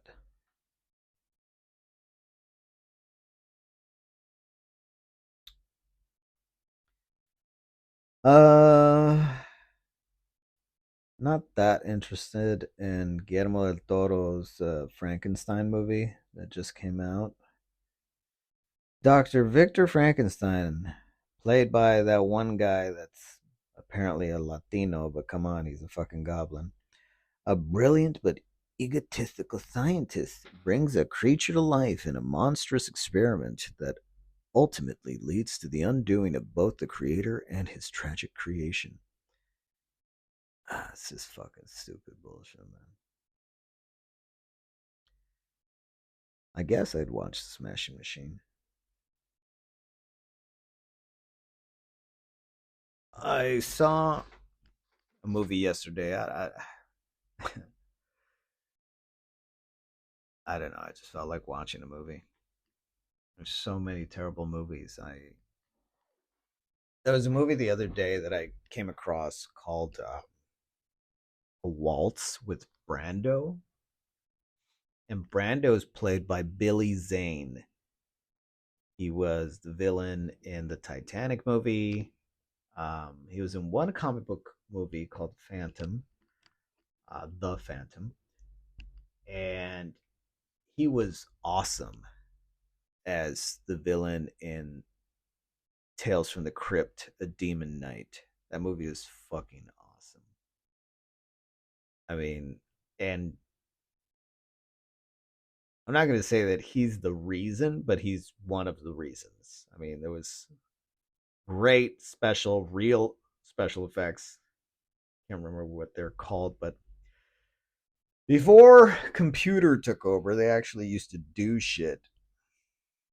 Used to create the monsters, and I don't know. That movie was a fun, cool ass movie. Definitely not something you want to watch with your kids. There's a lot of shots of tits. There's a fuck scene. Not really graphic stuff. Very brief, but still, you know. It'd be great to have versions of these movies without the fucked up stuff. I wouldn't mind that at all. Anyways, Billy Zane with a little bit of prosthetics looks exactly like fucking Marlon Brando. So I was extremely curious to see this.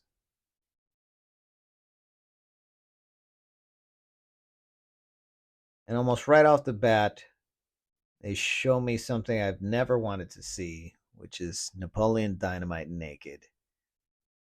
And it looks like he is not aware of what he looks like. Like, work out a little shit. Um, anyways, my next complaint were Marlon Brando's politics. I don't believe he was that stupid to believe in the bullshit he was saying. I think that was just what whoever the fuck was controlling him wanted him to do.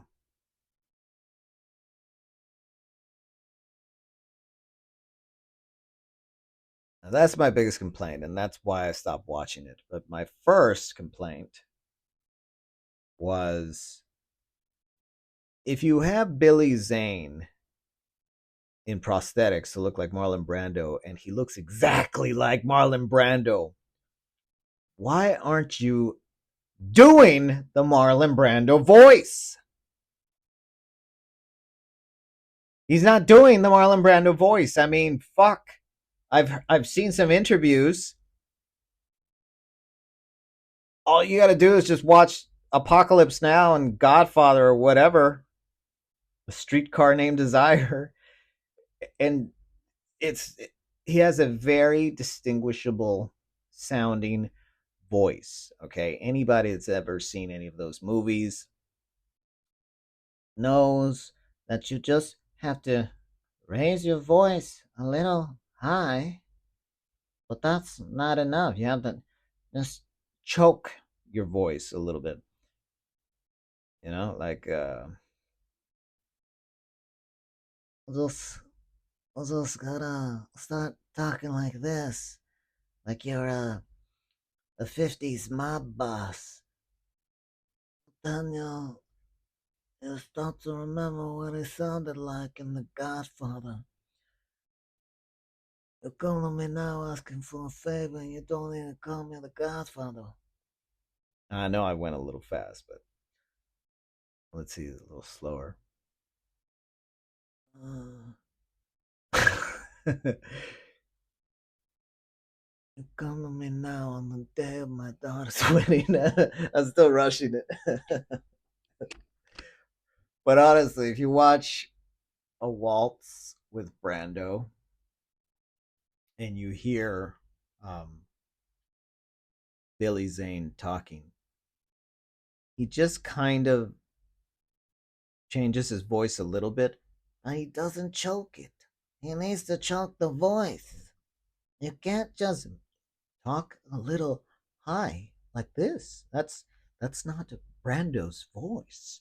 No, Brando, he kind of talked like this. You know, I mean, that was his voice. If you watch that movie and you know who Marlon Brando is, you're gonna be doing the voice the correct way. It's such a missed opportunity because Billy Zane really does look exactly like Marlon Brando. Like it was perfect. But then he fucks up the voice. Like, come the fuck on. I'm not a professional actor and I can do that voice. I know that motherfucker, Billy Zane, could have done that voice also. If he didn't do it, I kind of have to think it was on purpose. But why? I don't fucking know.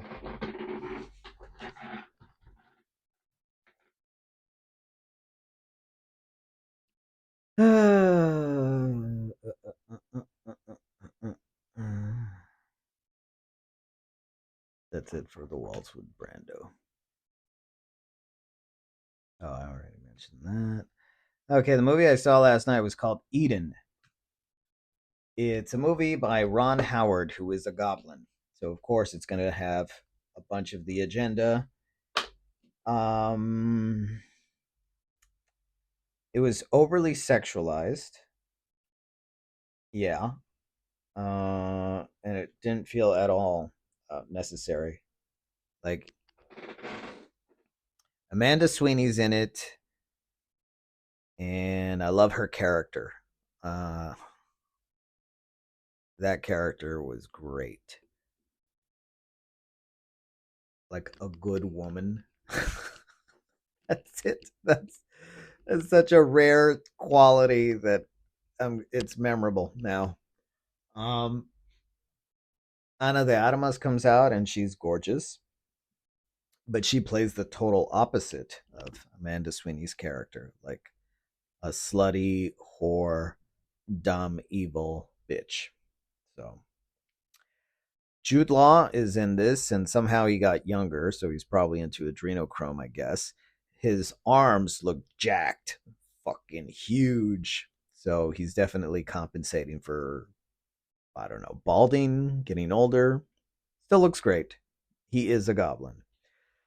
Um, as hot as a lot of people believe Amanda Sweeney is, um, she is good looking. I'm not gonna say she's not, but seeing her standing next to that German woman in the movie, wow, what a gigantic fucking difference.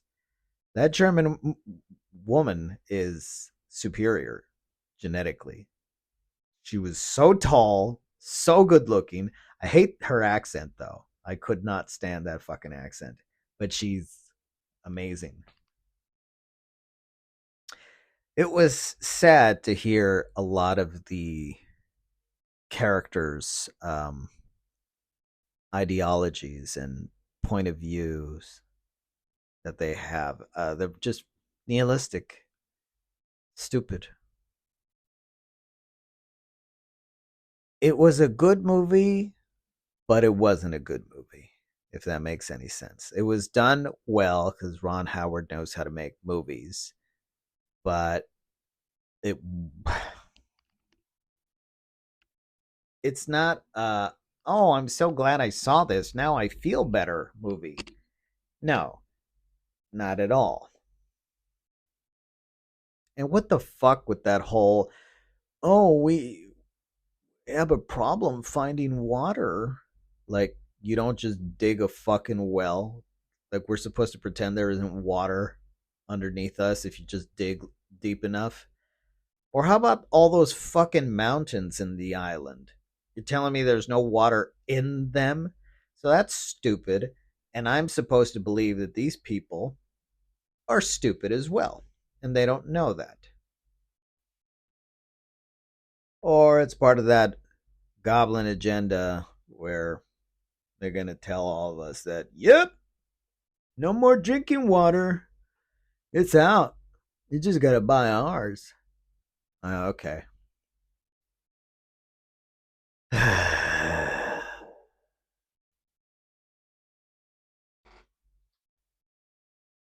Then at the end of the movie, they say that, oh, this shit really happened. I don't know if it did or didn't. I haven't checked. I didn't give a fuck that much.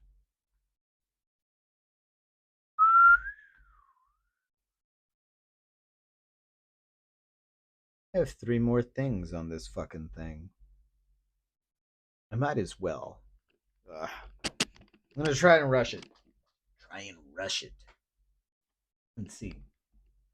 I used to love games by Telltale, who made the Walking Dead video games. Season 1, Season 2, Season 3, 4, and all, and the McCone one. I think it's because they were easy platinums. That's going to be the main reason. And that might just be the only reason. Because now, if I try to play them, it's going to be impossible for me not to point out that, hey, that's not how black people behave. That's a fucking lie. So it's part of the agenda. Telltale made some other video games as well. Borderlands ones called Tales from the Borderlands. Game of Thrones one. Guardians of the Galaxy one. What else? The Wolf Among Us, which is the Fables one. I think they even did a Minecraft, but I didn't get to play that one. And they did two Batman ones. Then they did one for Amazon, an Amazon show called The Expanse. I can't remember what the fuck the game is called. It might be called the same. I looked into it lightly and I just thought, this is trash. I wouldn't pay for this. So fuck them and that company. Then I looked into another game company that I used to love very much called Quantic Dream, made by some French weirdo called David Cage, Nicolas Cage's gay stepson or whatever. This asshole made Heavy Rain for the PlayStation 3 and 4. Then he made Beyond Two Souls, the project that ended. What the fuck was that bitch's name before she decided to cut her tits off? Call herself Elliot. I don't know what the fuck her name was. She wasn't that good. I mean, I liked her in X-Men 3. She was cute. But yeah, she's a piece of shit, apparently. Anyways, after the end of her career, they made a third game called Detroit Become Human, and I thought that is awesome. I really liked Heavy Rain. Beyond Two Souls was interesting ish. I like Detroit just because I've always been into robot stories, but it was kind of wokish. It was going in that direction, just subtle about it. It was entertaining.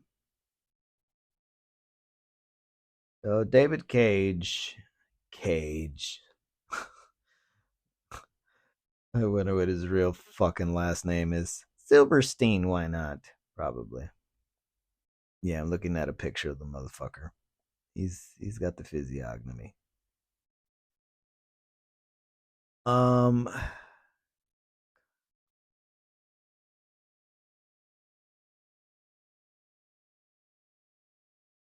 there it is. Okay. They made two other games since then, but they did it under their branch company. I can't remember what the fuck that shit is, but oh, and right now they're working on something called Spellcasters Chronicles. Stupid.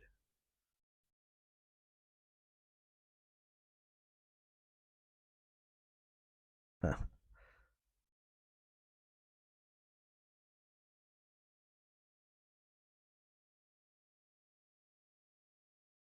Oh yeah. So the other games they made under their branch company for some reason, I guess, was Dustborn, a game nobody will ever play. And it was all about how acting like an idiot should be okay as long as you're brown or black, but never white. If you're a fake Jew, then it's okay because you can just claim to be a minority whenever you feel like it. They made Dustborn and they made Under the Waves. Neither of these games interest me, but Under the Waves is on the PlayStation Plus games, so the extra. I might check that out eventually. But Dustborn, it sells for like $5 right now. Well, I mean, when it's on sale. I thought about getting it just because of Quantic Dream, but then I figured, no, man, this is not a game for real white people, not just the goblins that love pretending that they are so they can be counted as, so they can count towards the statistics that they always use in goblin schools when they say that white people disproportionately have blah blah blah and all this favoritism, and they don't just flat out say, oh, I meant the fake Jews, I meant the goblins. Yeah, not not the real white people, but the schnozola fucking green-eyed hazel-eyed people. Well, people. I mean the demon spawn. Yeah, that took care of that.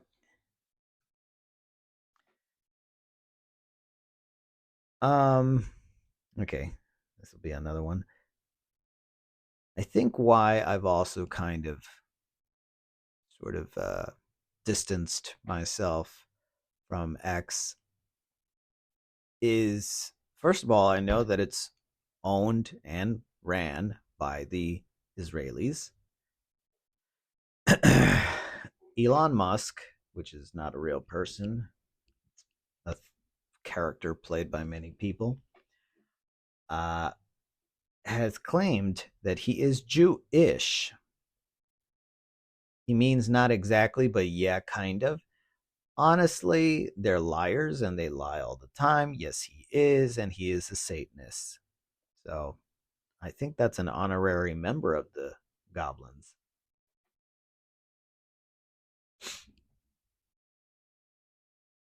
A lot of the people on YouTube or X or wherever that are peddling truth, these truth exposers, are actually the enemy.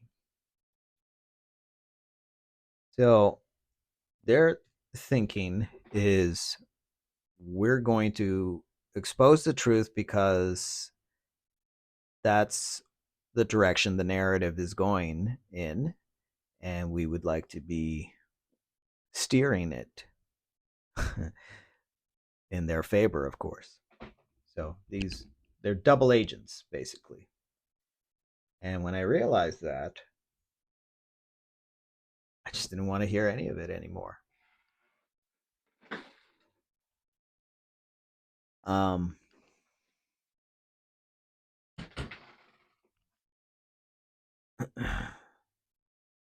they're just sort of using it as tactics to stay afloat and cancel out their own people that happen to fall under the category of their enemies.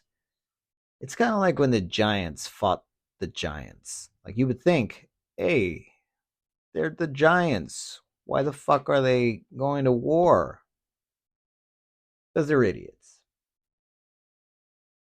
There is no getting along with these things, not when you're on that side. Anyways, I believe I understand what they're trying to do. They're trying to radicalize people. They're trying to get people riled up into doing something illegal or evil or whatever it might be, but something that would allow them to justify their next actions. So that's why I kind of want to hover away from these things. They're not good. Like I said, they're coming from a black mirror. You turn off that fucking computer screen, TV screen, or smartphone, and what is it? It's a black mirror.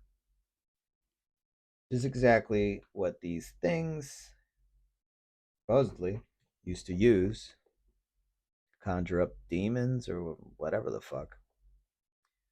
On another note, I did get something special. I read um, the Wikipedia page for the Dead Sea Scrolls.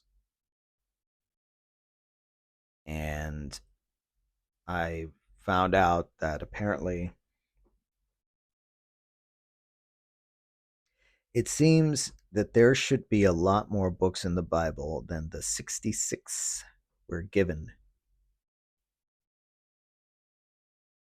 The Dead Sea Scrolls had 981 different books, or whatever you would call them, different sections to read. And some of them were not readable at all because they were very destroyed, but a lot of them weren't. And the Council of Nicaea, I think I'm saying it right, the Vatican basically, they had a meeting, and it was called the Council of Nicaea, to decide what should be in the Bible. And understand that some things, like the book of Enoch, were in the Bible and then later removed. I mean, if you read the book of Enoch, you're gonna know why. It's pretty obvious.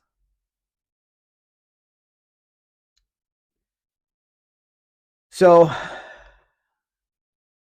I understand that Jesus already had his second coming. He was already here. He already returned. When he comes back now, again, it'll be for the end, not as a second coming.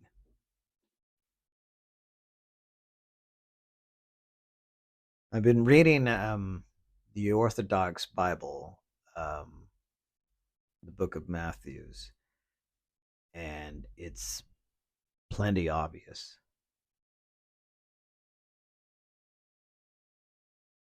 But it says something. It says that when the second coming happened that the stars fell.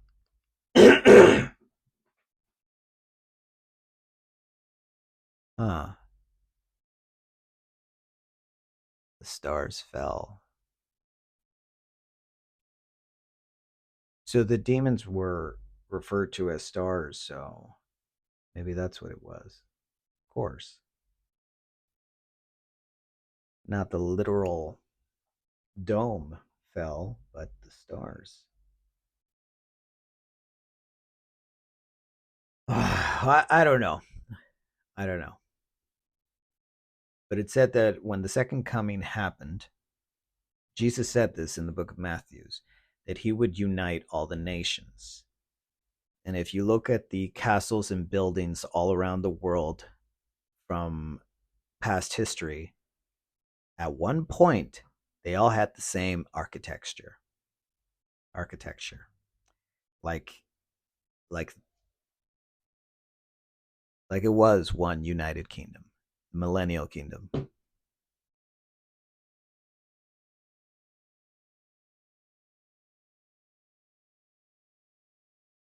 It's I'm pretty happy to to have discovered this for myself. But I know it's not something that I can just easily pass on to you. You have to do the homework. Trust me, I did a lot of homework for a very long time. Anyways, when I finished reading this Wikipedia page for the Dead Sea Scroll and reading about how it had like 981 books, um, of course I want to read them, but duh, it's not in the Vatican's favor to let you. And then I somehow found a copy of a book that's called The Complete Dead Sea Scrolls, which is amazing. I have this now. I haven't started reading it, but I'm going to. It's just a big book, so that'll be interesting to read. Um,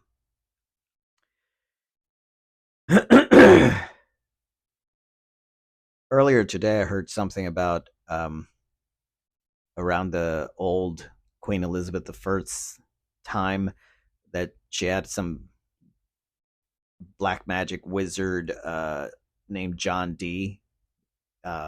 Physiognomy is clearly a fucking goblin. And actually, most of the old leaders, like in Caesar's time, they were goblins. If you look at their face, um, I think Caesar is Khazar, honestly, because that's how it's read in Greek. So, jeez, the more you know, the, the more you know. I don't believe that we're not meant to know. If that were true, then we weren't meant to have the Bible then, right? Because the Bible is all about trying to inform. We are meant to know. They're just hiding it. And they have so many tactics to hiding it. Lying about it, telling you the opposite, or shoving it right in your face, but tweaking the truth just slightly. Like, I'm still a believer that the New Testament is actually the Old Testament. The Old Testament is the new one. It just switched a couple of things. And I know it says that you're not supposed to tamper with the Bible, but they don't give a fuck.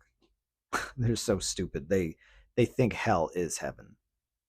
They think the devil is their god. And I guess he is. But they were tricked. Ah, never mind. What are we gonna do? Change the world? And the I keep watching this show, this Mexican show from the 70s called Chavo del Ocho and Chapulín Colorado.